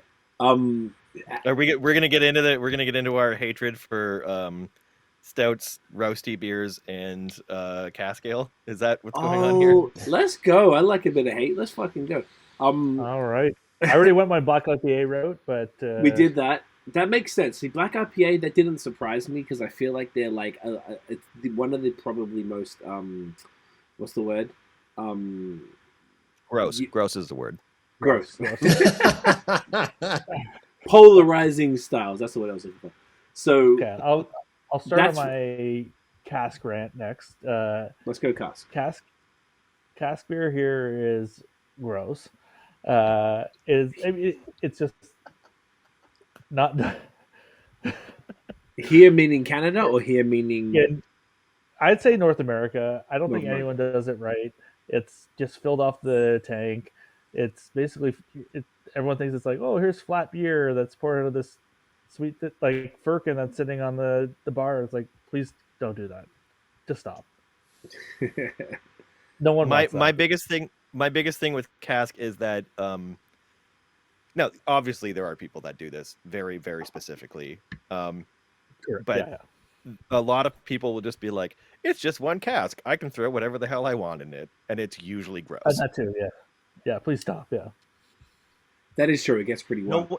No one needs a saison on a cask. No one needs a black IPA on cask with like a whole bunch of weird spices in it. Like, these are not things that need to exist. You could just drink a regular beer. How do you guys feel about cask days? Next question. Not please. great. I've never. That's what I thought you were going to say, because cask days like usually involves a whole bunch of weird adjunct and cask beers. Right. Yes. And there are, like I said, there are some breweries, and they do bring in a lot of breweries that do take it very seriously. But a lot of people, and I've done this. Like, I worked at Wellington for 4 years. We'd send stuff there, and it was just like, I don't know, make up whatever the fuck you want, and it's like, that shouldn't. You know, as much as I really love these Czech brewing techniques and these German brewing techniques and these Belgian brewing techniques, I know it's like, all I know is that I don't know nothing, right? I'm not going to just touch cask because I'm not good at it. Let's let the English do their thing. Please stop just throwing random spices into a cask. Yeah, but like if I'll be honest, like if I went over to the UK, I'd probably go crush cask. I'm sure it'd be fine over there. Yeah, I've heard it's because like they've been doing it. magical there. people have told me. Yeah. But I went. Like, to I the- also don't inherently like that. Sorry. No, guys, go. I was gonna say I also don't inherently like that like ESB style of beer. Like I don't love Like the way that fruity multi-sweet, hops works yeah. with those yeasts, right? Like it's just not for me. And maybe I go a little bit overboard as kind of like a shtick, but it's just like I don't know. I just don't want to drink that, man. I think that's It's completely fine. okay. You don't need to. Yeah, some people don't like spicy food. They're wrong, but yeah. Some people don't like lactose in beers, but they're also wrong. But You like, know? so like No, on they're the, correct. onto the dark beers, like we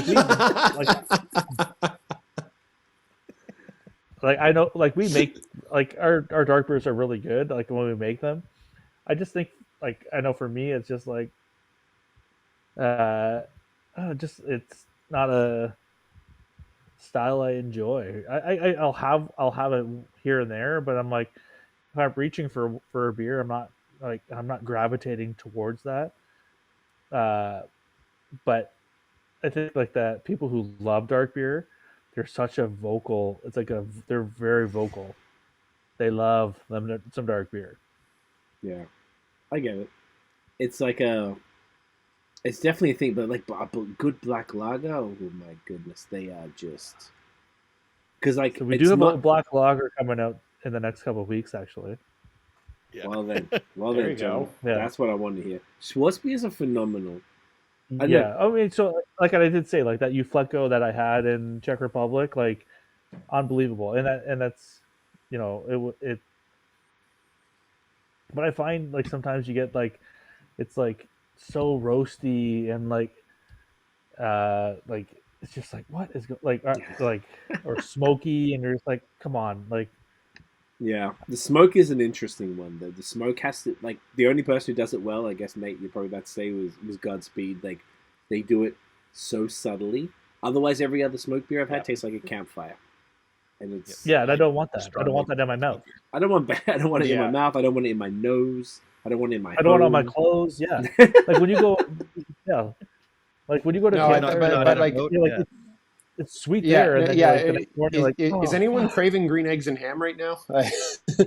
No, It's a touch. no.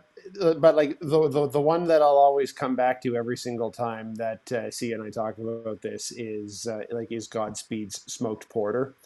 Like that's the one that like that kind of changed the like the idea of smoked beer for me and kind of like how smoked beer can taste. Like because it's so subtle, but like it really but it enhances the taste of the porter so much, and it's just goddamn delightful. I've never had anything like it. And it's sort of like an outlier in the smoked Yeah, game for because sure. the vast majority, if I ever see the word smoked, I'm like, nope. So I feel you guys.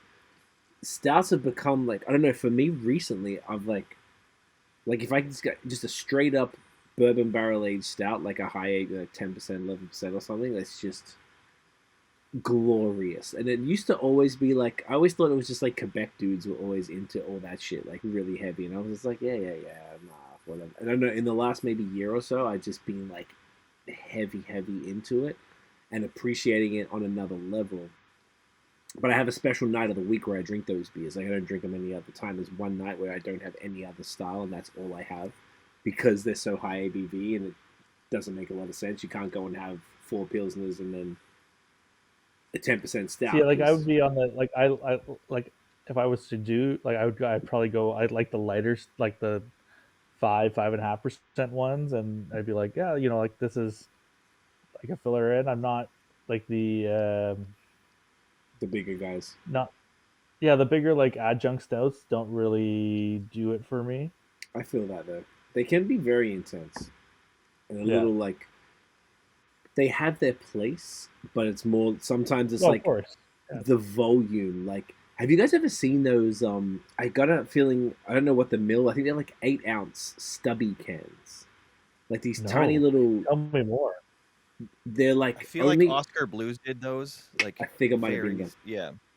Oh, yeah, Exactly. okay. You know how they do like the big fucking like the 1050 and those big ass ones. It's the opposite, and it's almost like the perfect amount for like a casual to be able to crack that beer open, because most imperial stouts, like maybe some of them come in short cans, cool. The vast majority come in 500 or 750 ml bottles, and if you're having a 750 ml, if you're having that to yourself, yeah, exactly, and it'll fucking wreck you. It'll wreck you.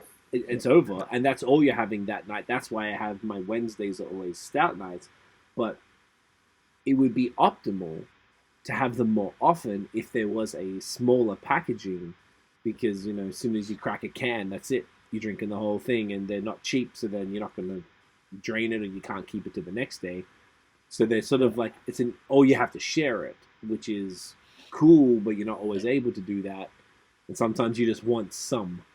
But I think those cans are like, I've never seen them in Canada. I've only ever seen them, like, I'm literally one or two ever. Super, super rare. Yeah. I mean, I will say, like, this conversation here, like, we're having about like different styles, it's like this is what craft beer is about, right? Like, our parents grew up in a place where there was like macro one lager. style. Yeah. That's one style, right? So, like, that's what craft beer is about. Like, no, you don't have to love everything. That's what I tell everyone. It's like, if you don't like that beer, that doesn't bother me, right? Like, if you come up and try something from us and you don't like it, that doesn't bother me, because, like, I guarantee, like, we have something probably out there that you do like, and, like, you're not going to like everything, and you shouldn't like everything, right? Like, 100%, man. And I think this is it's not possible. Yeah, no, absolutely. not really. I don't know anyone who likes everything, and this is exactly. I think it's cool because this is really giving you guys, like, this is getting I guess where I'm following this line of questioning in this conversation, because I think it's really given, like, the personality of Block 3 and what you guys are about and stuff, and that's kind of what I want to get to. And it's like, it's cool that you don't like that shit and that you lean into the things that you do like, because I always find the breweries who are my favorite do the things they love. So you guys love this. This is spectacular. This is phenomenal. I love this beer, the Jaromir right now, this Czech Pilsner, and the last one was phenomenal too. This is more my vibe. I don't know why, I just love that sort of punchiness of a Czech Pilsner versus a Helles, but the Helles is glorious, it's crushed, it's beautiful. But I like that you guys have something that you're passionate about. I think that's actually important, because if you're just like, oh yeah, we do everything, it's a little pedestrian, and it's a little like, I don't know, catering to people. But with so many, like we were saying before, when you guys opened, there were 60 breweries in Ontario. Now there's whatever it is, it's in the 100, like 200, 300, 400, whatever it is. You need to sort of like stand for something, I guess, to be like, this is what we do. Now, we don't do that. We don't, whatever it is, we don't do those things, but we do these things, and we do them well. And I think that's like, like, valuable. I don't think you can be everything to everyone, right? And and if you try to do that, like, you're going to be nothing to no one. And exactly. Yep. Nothing to no one. I think it's really important, though.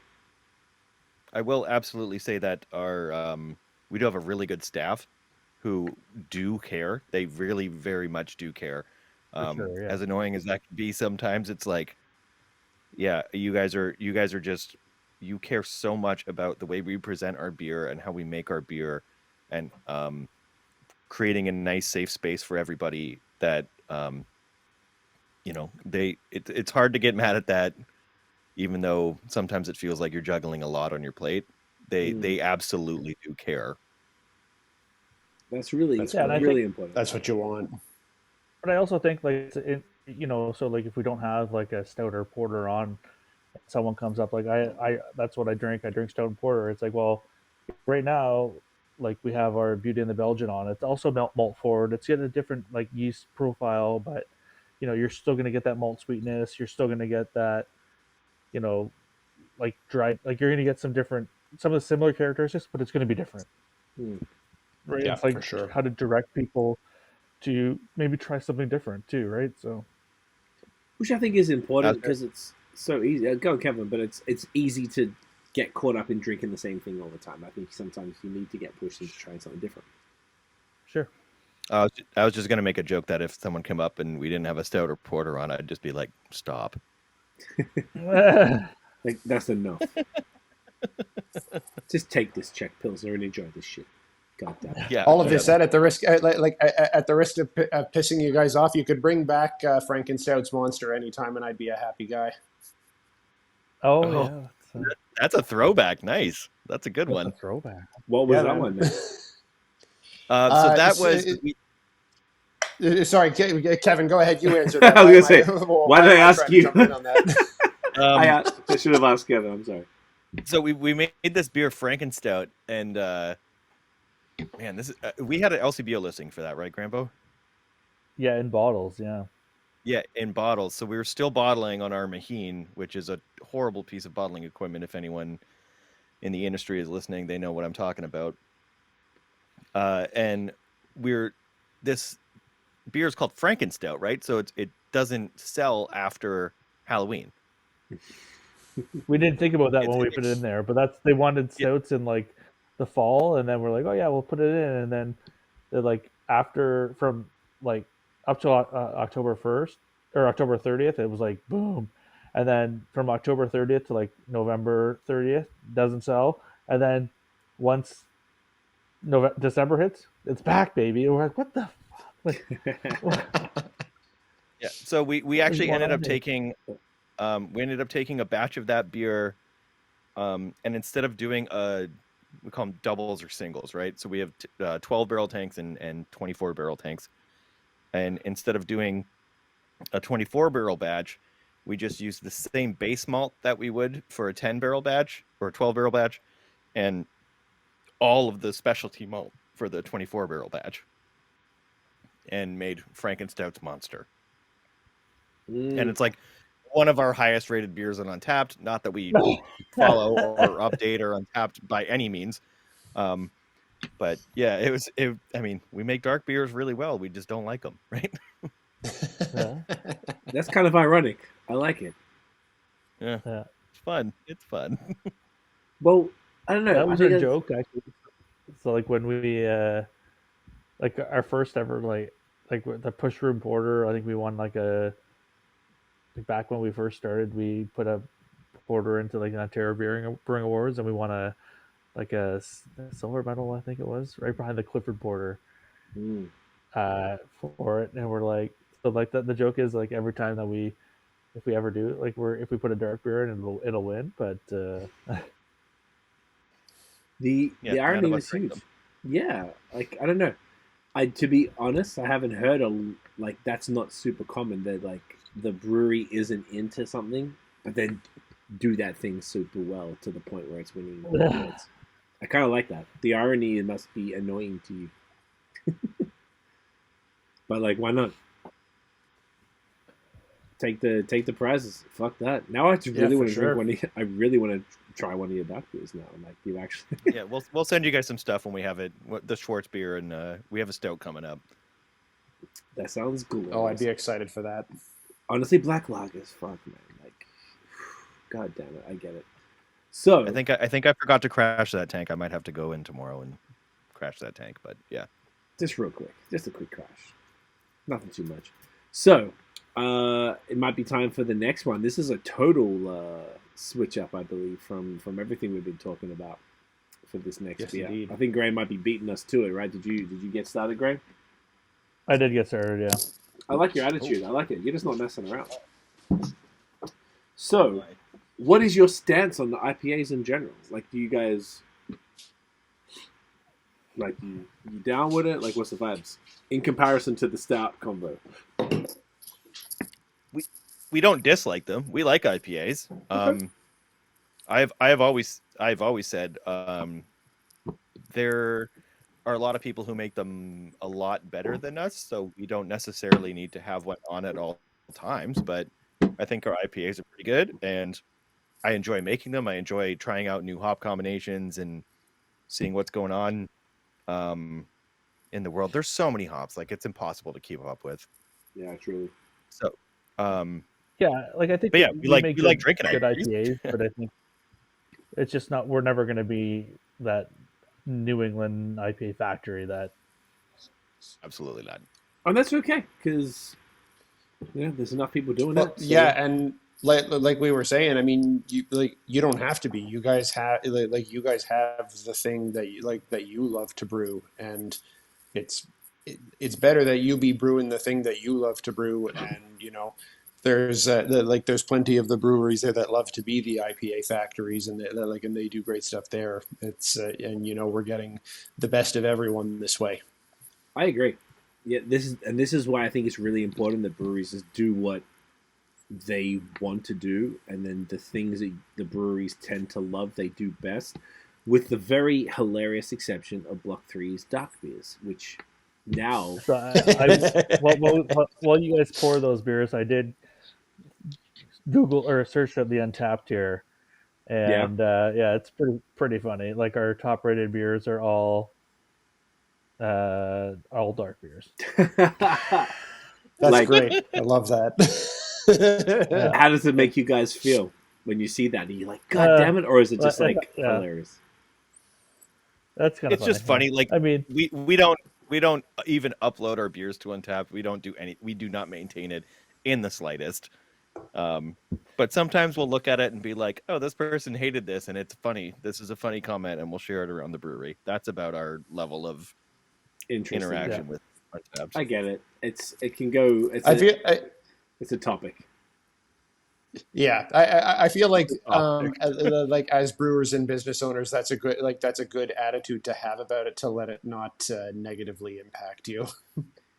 Well, because people can be talked fucking about ruthless previously, right? Like, on Untapped. Everyone has different tastes, right? That's like, it. Yeah. Sure, so, and like, you we all have can different chase tastes. that hype all day long, but then, like, at the end of the day, we're still employing like a bunch of people and doing okay. Sure, if someone hates our beers, that's great, but we're still around. That's good to me. Yep. Still provide a nice, safe workspace and pay people well, and that's important to me. So, hell yeah. Anyone who hates anything, I kind of feel like it's coming from something going on in their life. To be honest, like, it's beer, for fuck's sake. Relax. And anyone like really like getting worked up over craft beer, like, because it's not the beer that's really setting them off. So like, I feel like that's always one thing. It's just beer. It's just beer. I love that. I love that so much. It is funny when people get really worked up over something. You're like, dude, like, it's okay. It's okay. You know what you can do is not drink it. I don't know why everyone has to give their like negative opinion of stuff. Do you know what we do? If I really don't like something, I don't fucking post about it. How about that? I think that's the smartest way to go about it, because it's like, if you care about beer, go. I was going to say, that's how we know if he doesn't like our beers. He's just blowing smoke up our ass. He won't post about it. I mean, there's that too. And it's like, how does it help craft beer? If you really care about craft beer, are you really going to get that upset over something you don't like? Because it's the most subjective. Taste is one of the most subjective things ever. Like this, like, a whole group of people could think it's the greatest thing since sliced bread, and then a whole group of people could think it's hot garbage, and that could go with anything that you put in your mouth. Any sort of food or beverage is subjective. There's no like, this is the best. I mean, like, I would personally have some things that I think this is the best, and I would die on that hill, but I know it's still subjective. In my soul of souls, I know it's not. Like, I'm not necessarily right.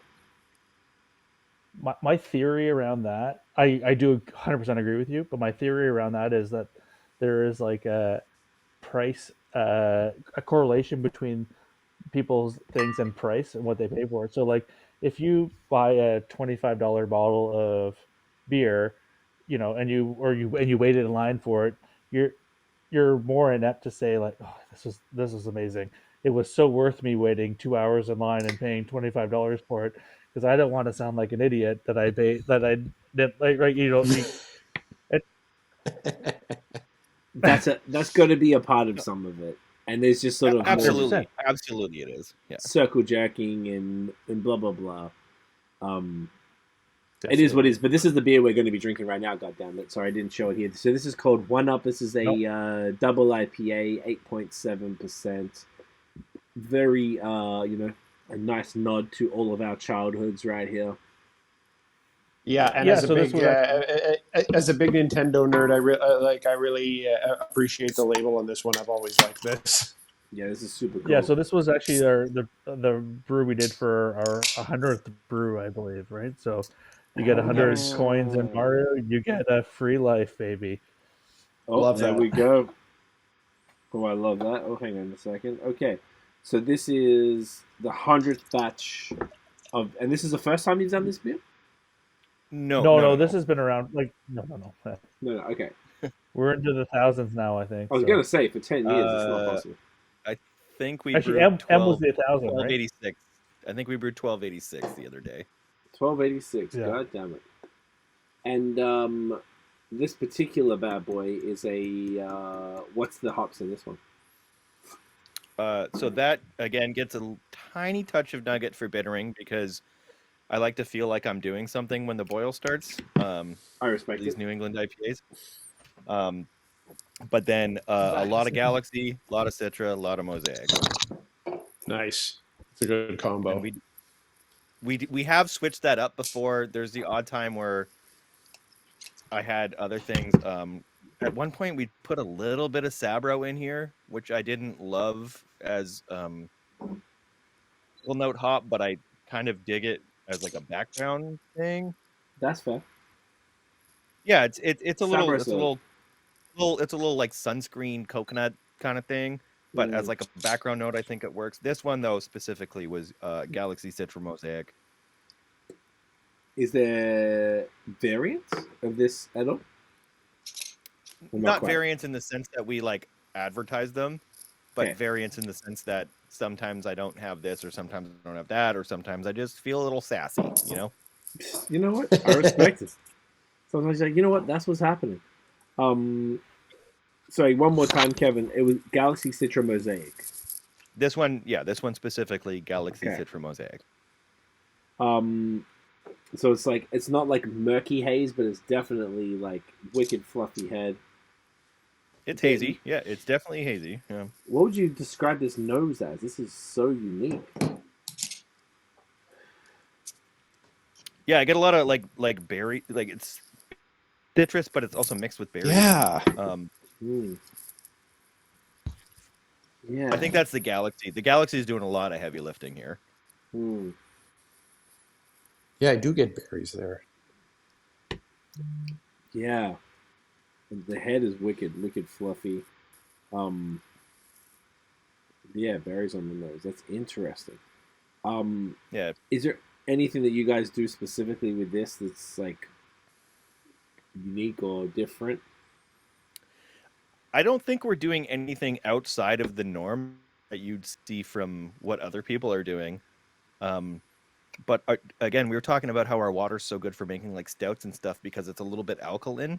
And part of the way that you make New England IPAs is you kind of swap the sulfate to chloride ratio. And our water is pretty high chloride. So it's kind of tailor-made to make these kind of beers. Yeah, man. Yeah, this is smooth. 8.7 is pretty high. Yep. But it's definitely doesn't drink like it's like that ABV. I'm getting a lot of bitterness.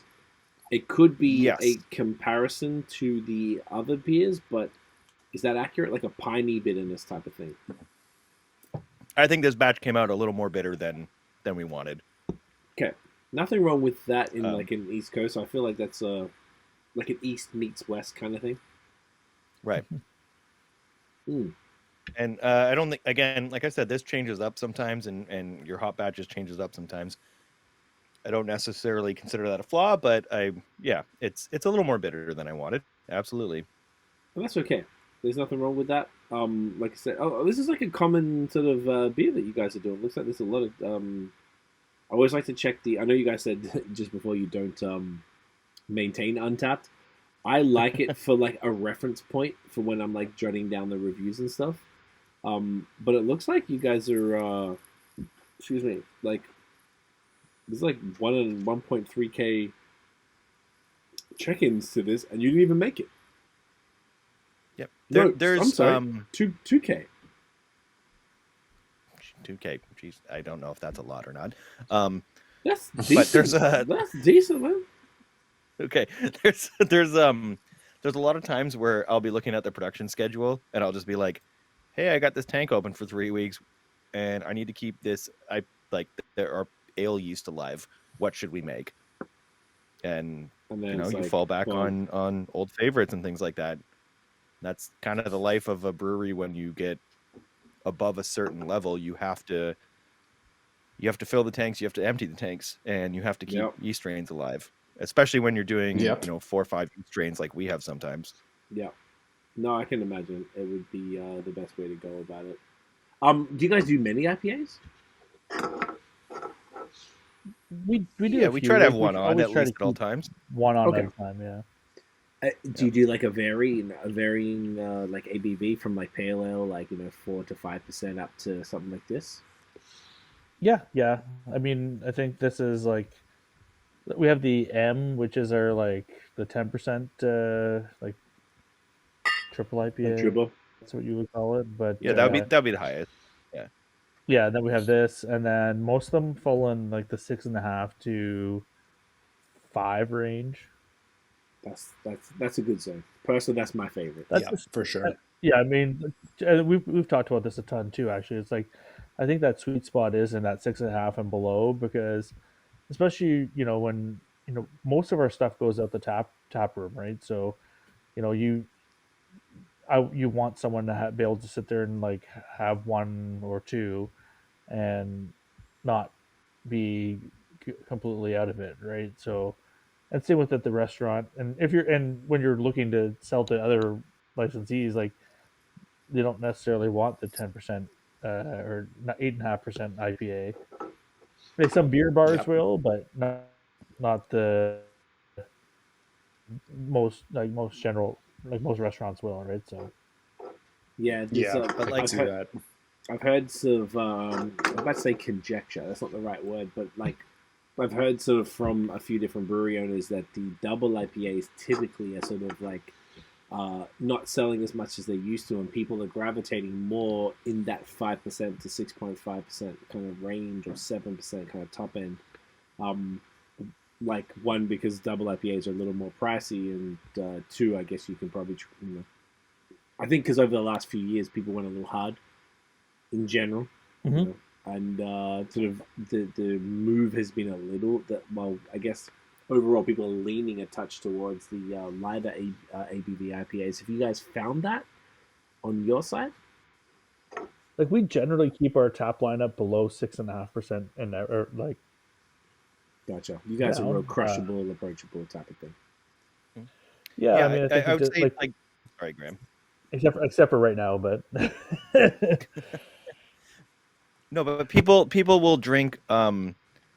People will have two 5% beers in the same way that a bar will order 2 5% kegs, like 2 kegs of 5% pale ale. And that's just something you have to think about. Like, we're not really in the business of people trying one triple IPA. We're in the business of people taking home a 6-pack of pale ale, right? Yeah. Completely. And it's sort of like, so that's the MO of the brewery. You guys are more of a crusher type of thing, like a gateway / approachable brewery where you can drink multiple of the same beer with no issues, as opposed to sort of like a one and done situation with a 10% stout or a double IPA. Yeah, like the breweries that are doing like the adjunct stouts and like triple IPAs, slushy sours, that are selling for like $7 and $8, $10 a can. Right? Like, that's not who we are. And I think we have approachable beer, approachable pricing, and it's fill up that 6-pack, right? Like if you're gonna come in, fill up that 6-pack. Gotcha. I like that. Yeah, we have. It's not just like you and I, Graham, running this, right? We have several employees. We have a little more mouths to feed. Like you kind of have to move at least some of your production into the volume game. You can't just be like, every beer's a one-off and try one, right? Like we need people we need repeat customers to make sure that got to feed the beast, right? Hey, look, I get it. And Yeah, it's a different business model for sure. And that's why Yep. those thousands of check-ins on Untapped is actually meaningful. The reason I brought it up is because I don't very often see 2K check-ins on a beer. Normally you see 138 check-ins on a beer or whatever. Based on the smaller batch and how many people use Untapped and check in, 2K means, oh, you're pumping this shit out and people are grabbing it consistently over time. And that's Yeah, I mean, that's a good thing. I don't see it as often. Okay, I great. think it's I'm none of any of this stuff is not positive at all. This is great, and I love to hear it. I was actually going to say, would you guys consider yourselves? Because it sounds like from what you're saying, you guys are more of a gateway brewery in the sense of you could bring people like Nate and I, who are craft beer nerds, to the brewery, and we would lose our shit and we'd be happy with everything, particularly the stouts. And then you could bring your friend who doesn't really drink a lot of beer to Block 3, and they would also be equally happy because they can like try a bunch of different stuff, and it's all pretty low. It's not like this really intense over. It's very everything from what I'm gathering tonight. Everything's very balanced. Everything's very like clean, smooth, and very approachable as far as the selection we had right now. And I feel like it's a pretty good selection. Like a couple of very different crispies. A very approachable saison, and now a nice kind of like more intense New England IPA that isn't really that like, it's not like it would turn somebody off that's never, it's a little bit newer to beer type of thing. So would you guys consider yourselves maybe more of the gateway-ish type, or not intentionally? probably never. Yeah, I mean, I haven't really thought about it that way, but yeah, I mean, I think probably if you know the way you phrase it, yeah. And you know, we are in a, like I said before, like we're in a tourist area, right? So like we're getting people in all the time that aren't necessarily used to drinking craft beer. So Right. you know, if we had all those other like styles in there, they like they wouldn't fill up the 6-pack as they leave, right? And that's It can be They- it can be intimidating, and it can be super intimidating. for some of those other ones. And I would say that your guys' lineup is not intimidating, which is probably a nice thing to have for that tourist crowd. Yeah, I mean, and you know, like they if they've tried some sort of beer before, they at least come in, and if they're not into craft beer, they can recognize some words that are on the beer list, right? So That's what you want. Yeah, Recognizing some words. there's nothing wrong with being like making good beer, good quality beer. Like we may not have the most adventurous stuff, but if you show up, you're definitely going to get a good quality beer, and you know, a nice space and a nice time. And yeah, there's nothing wrong with being that community center as a brewery. We've talked about this a lot, of being like, just, you don't have to grow huge. You don't have to be distributed worldwide. You can just be that good place in where you are. And that is absolutely fine.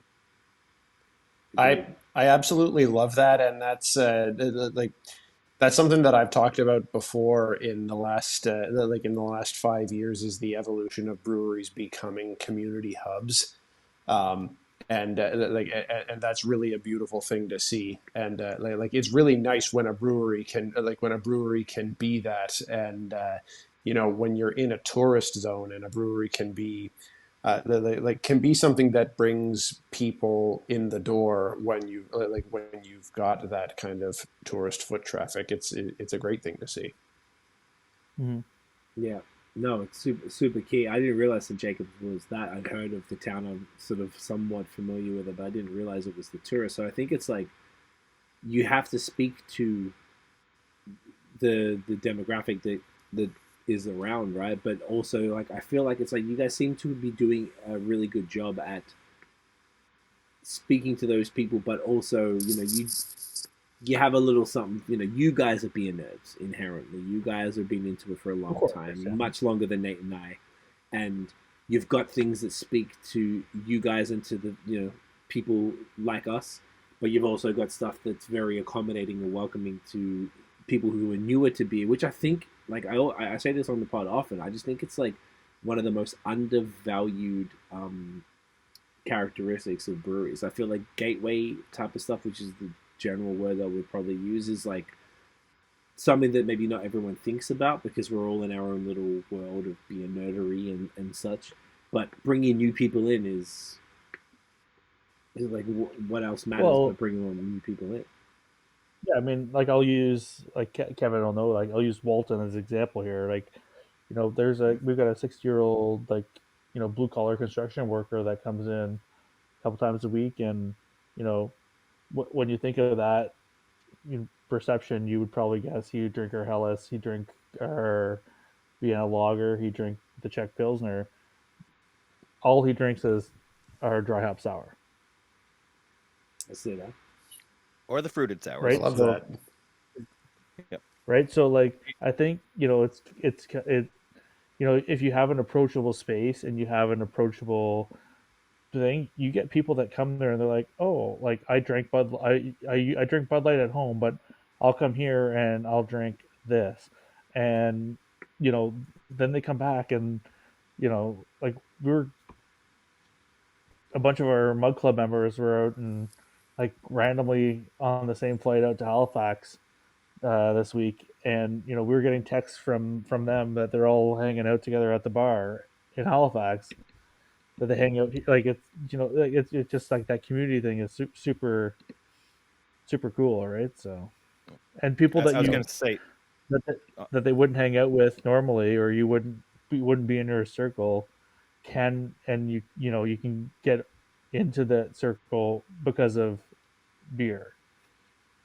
I was going to say on that exact point, like, you know, with Walt, it's like, I probably wouldn't know this guy, but he's actually become a friend over the years of just frequenting the bar. And it's like, you know, he helped us build our planters out front of our brewery, and like, you know, seeing this kind of community come around literally just because we make good beer and we have a nice space and we're very welcoming. I think that's something to strive towards. That is absolutely that can be your goal. That can absolutely be your goal. That's really Definitely cool. I love that. Nate, I'm gonna piss. Do you want to just hold it down for a sec? I'll be back in like 30 seconds. Yeah, absolutely. Go for it. I just ghosted for like 30 seconds before, but it's fine. It's you can ghost. I probably have to announce it just because I can't just like fuck off like that. But you absolutely can anytime you need to piss. I forgot to tell you guys beforehand. I won't be long. Keep going. This is going to be a bit of an awkward segue, but you mentioned Halifax there, and coming back to something that we talked about before with with interprovincial collaborations. Am I right that you guys have a bit of a friendship with Two Crows out in Halifax? Yeah. Unfortunately, yes. Yeah. Why do you say unfortunately? We have had some very big highs and some very big, probably should have gone to the hospital from alcohol poisoning. Oh my god. I don't know if we're invited back. I've seen. Oh no. I've seen because I know they've done a couple of collabs with you guys, and I've seen them describe you as their Ontario BFFs. Yeah, they're amazing friends of ours. Yeah. We need to go back out there again. Let's get them here first. Yeah. How that started was I literally just saw them starting up on Instagram, and I was like, hey, you guys like fooders and barrel-aged beers? I like fooders and barrel-aged beers. You want to come out? And they went, okay, here's our tickets. And I was like, oh shit, we're really doing this. And it was before their first anniversary. And we were like, well, now we got to go out. And, you know, Graham obviously went to school in Nova Scotia. So there was a bit of a connection there. And it was like, yeah, well, we got to go now and go meet these guys and go to Nova Scotia. And they've just become really, really good friends over the years. Well, we kind of got stuck there actually. So we flew out there for the collab, and then our flight got canceled 2 days in a row. Oh no! I mean, after the first day I got canceled, thank God I got canceled the second day, because like there was no way we were making it on that plane. But but it was cool, right? Like, and they treated us like super awesome, and they're like, yeah, great. Like Jeremy and Miles out there are awesome. They're great guys. Oh, that's cool. Yeah, I was a few years back. I was out in Halifax, and I was at and I went to Two Crows. It was my it was my first time there, and I unfortunately don't remember the guy's name who was serving me at the bar, but but I mentioned to him that I was from Ontario, and he was telling me that that the guys from Block 3 were in town not too long ago, and he was saying things got pretty wild. And I feel okay saying that I'm not telling tales out of school. No. Yeah, we had a good time. They've shown us a really, really good time, and just like open the doors of hospitality into Halifax. We even like shipped some beer to Halifax and had it in their stores and stuff like that. Like they've just been great partners, and it's amazing to see them grow. Like they're we good ship folks beer out there for sure. So we actually shipped one up out to Halifax. Yes, right before the lockdown. We shipped it the day of. Everything got locked down. That truck came and picked it up that day. Damn. Was it? Okay, yeah. I remember it was like around the first lockdown. Yeah, it was like March 15th, 2020. We shipped out a pallet of one up, and we're just like so we're watching this thing get locked down, and then like everything, and then like this truck shows up, and like, well, I guess we're sending this out there. And I hope it moved. Yeah, I think sure it it did, did. but probably not. I mean, that's the tough part, right? Like it got sent out, it got sent out there and then didn't move, or didn't move as quick as it should have, or could have.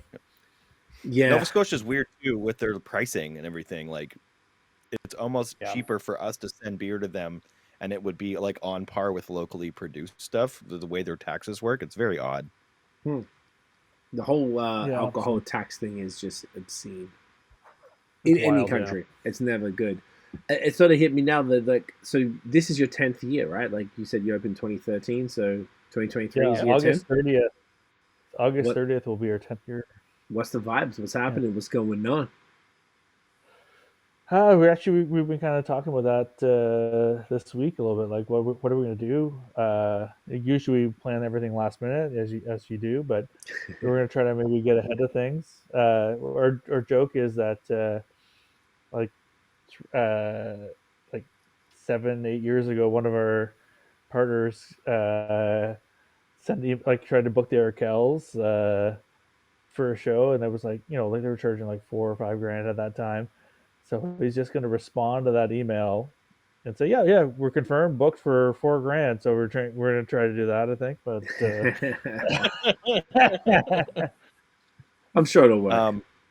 We usually do this like Blocktoberfest party is what we call it. Like Oktoberfest is a big thing in KW region.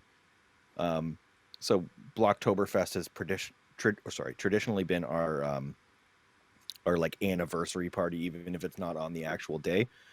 But yeah, and I don't know, this year 10 feels pretty special, so we should look at this is like a Monday problem. We'll look at we'll look at what we can book and what we can do, and it would be a lot of fun. I mean, we should get you guys out if you can make it, and that'd be lovely. It should be around. Can't see why not. 10 years. That's like honestly, you guys should be proud, man. Like 10 years as a craft brewery in Ontario or in Canada. That's crazy, yeah.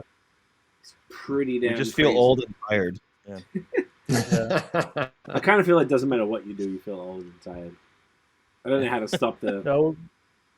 Like, I remember when we started, like Kevin, like we always talked about like some of like the, the older craft breweries, like how they always used to be like so grumpy, and like sometimes like I feel like, are we those guys now? Or like, are we the grumpy, like we're the same age as everyone else here, but we've been just doing it so long. It's just like, so grumpy. Like I've literally never had another full-time job other than this. So yeah, I can see why it would make you grumpy, because you're dealing with the minutia of the beer world day in day out, and I imagine for someone like Nate and I, we're on the the peripheral of it all, so we just get the good stuff. Well, you're on the good side, yeah. We're on the good side. Like everyone...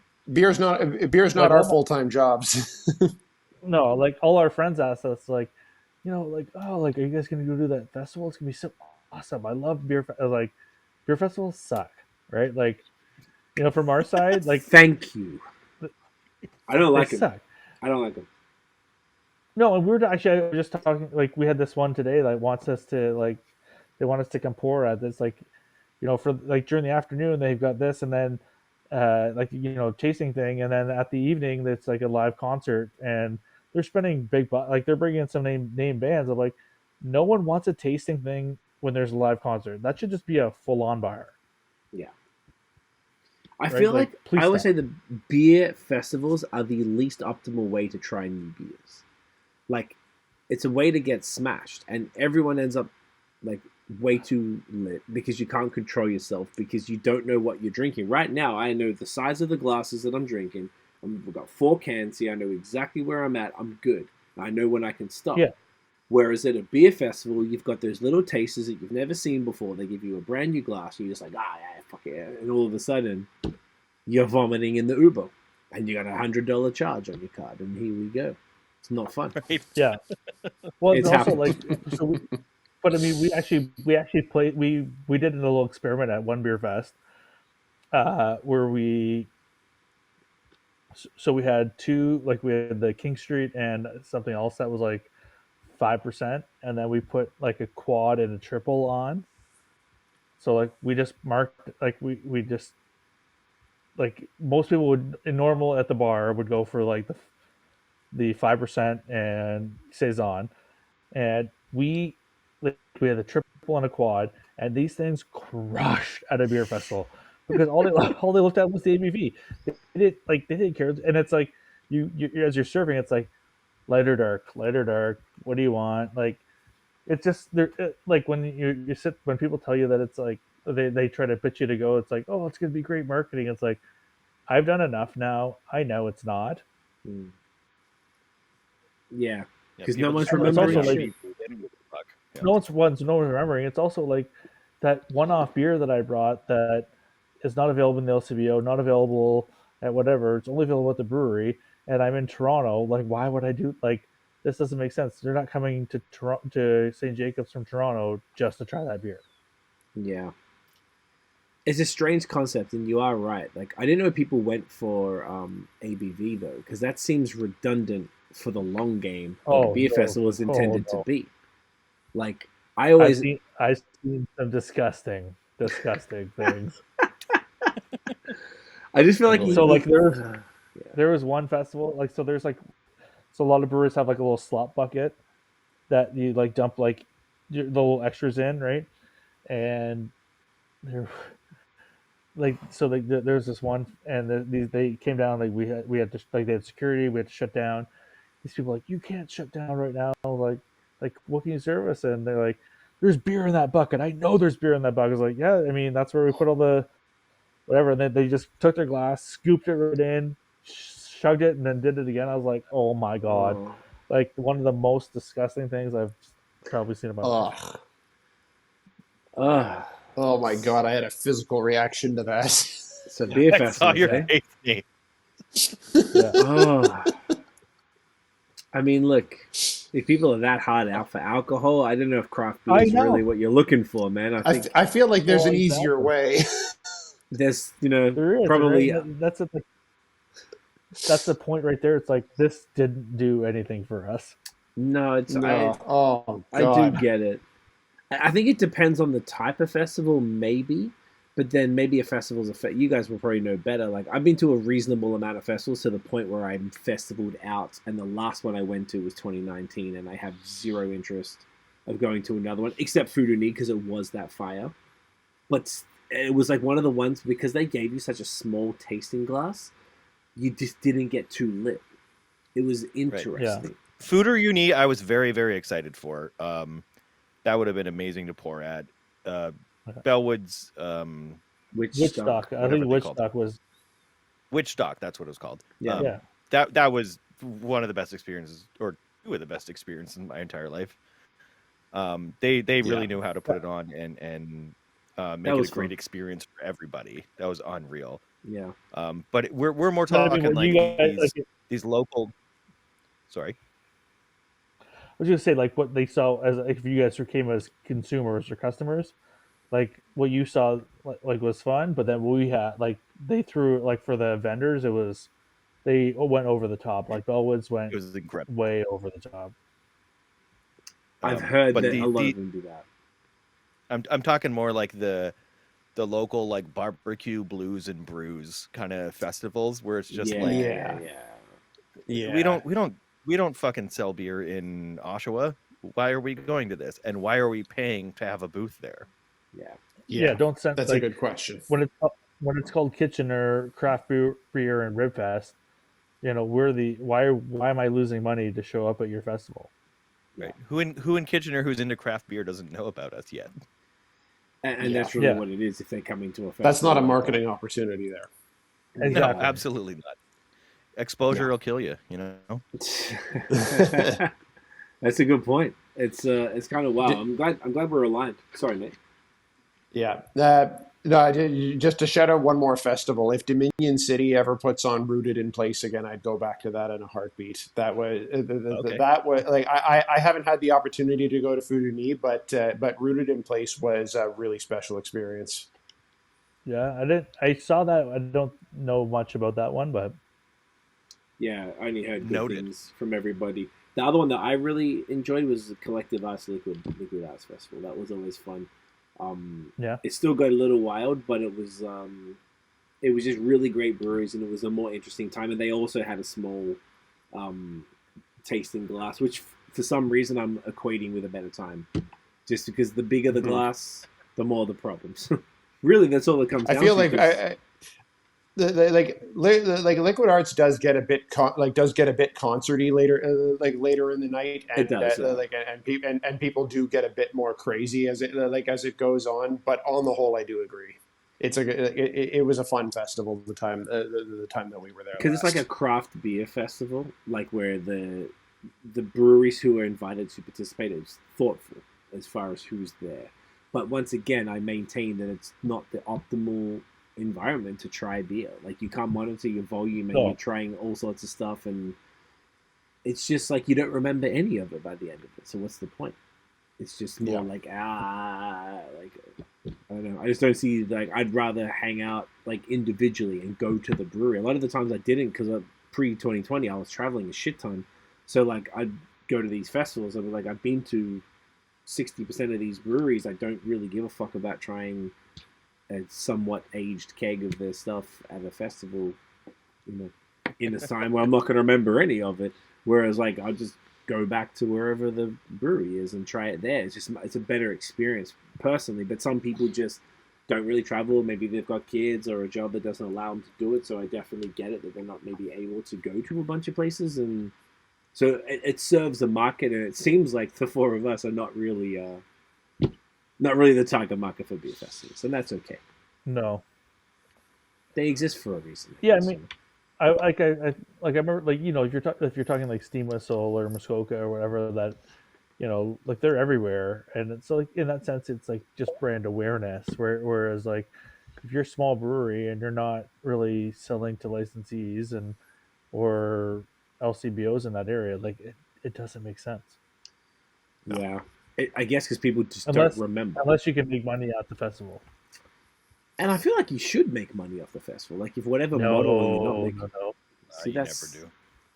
That's I've had it happen. I've seen one where, like, there was one in London, and we went there and made some money the first year, and then the next year they changed their model. I was like, yeah, we ain't coming back. That makes sense.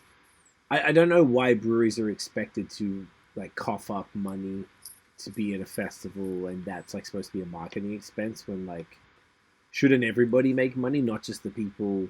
Like, the festival won't exist if the breweries don't turn up. So if only the people who run the festival are making money, that doesn't make a lot of sense for those who are pouring. It seems silly. I couldn't agree more. I don't know. It's just Makes no annoying. sense. Business and beer are not always the best of friends, I guess. You know? No. But well, I think everyone thinks it's, but, like, there's so many breweries out there, people probably think it's like, oh, they're just happy to send it, or they think that they when they're putting on the festival, they think, oh yeah, like they generally think that it's like a good marketing opportunity, but it's not. Like, No, not well. We're definitely aligned on that. As far as like if obviously you got it's a little whiles away, the 10-year in August, which sounds like super fun. Got to be a ton of stouts there. It's gonna be sick. Is there anything else coming up that the folks need to pay attention to? Obviously, they need to go and grab this Jaromir Czech Lager because that's spectacular. Come by the brewery. But is there anything else that people need to know about, or yeah, I mean, if you're looking to if you're like from Ontario or whatever, local, like not too far, like come out, check out our like beer garden in the summer. It's got or spring, summer, all whatever, and it's like a super chill spot. We got liter steins, nice? half liter steins, yeah. And absolutely hit us up, social media, things like that. We're always happy to meet people and say hi and talk more about our beers and things like that. Yeah, and like Kevin and I are super approachable too. Like if you're there, Dog friendly, family friendly. yeah. Come Look talk how to friendly us, you guys so. are. Look at you. Look at your faces. There we go. You guys are friendly as fuck. Couldn't be friendlier. I love it. Boys, this is awesome. I want to take the screenshot for the thumbnail. Do you guys want to like hold up some products? Oh boy. To let the people know. Yeah, you know the vibes here. All right. Need to figure this out so I can have two cans. Gotta make sure it look cool. Yeah, look cool. Ready? Oh, that is stunning. Kevin, where's my beat, bro? I know. I was slacking. I had a couple like loops that I thought would work, but I didn't flesh them out too much in a song. You're always your worst critic. And then a bunch of other stuff I came up with was like a little more drill, and I didn't think that was your style. So I can fuck with some drill, bro. Like I'm pretty chill these days. Like I haven't done a drill thing yet, but I find it amusing, and I feel like I could do it and not make it like I'm stabbing somebody. I feel like as dark and weird. Yeah. You know what I'm saying? I feel like I would do the flow because I find the flows are funny. Like I used to think trap flows were funny, and then you do it. I'm like, okay, this is kind of fun because it's different to like boom bap, like just straight up. By the way, people who don't know what to talk about, like Kevin you're a producer, right? Like musician. Yeah. So during the pandemic, I got more into like electronic and hip hop production. Like I'm a jazz guy. I'm a jazz bass player, guitar player. And then obviously you couldn't do that. No. during the pandemic, so I got a bunch of samplers and just started fucking around. And I still love doing the boom bap stuff, the lo-fi stuff, but I don't know. I run Ableton. I got some MIDI controllers. And I don't know. I've just been following like the drill, like the way they use the 808s to do that pattern. Kind of like do a melody and like be the bass line and punctuate things. I like it. I like the way a jazz dude is describing that. That's fun.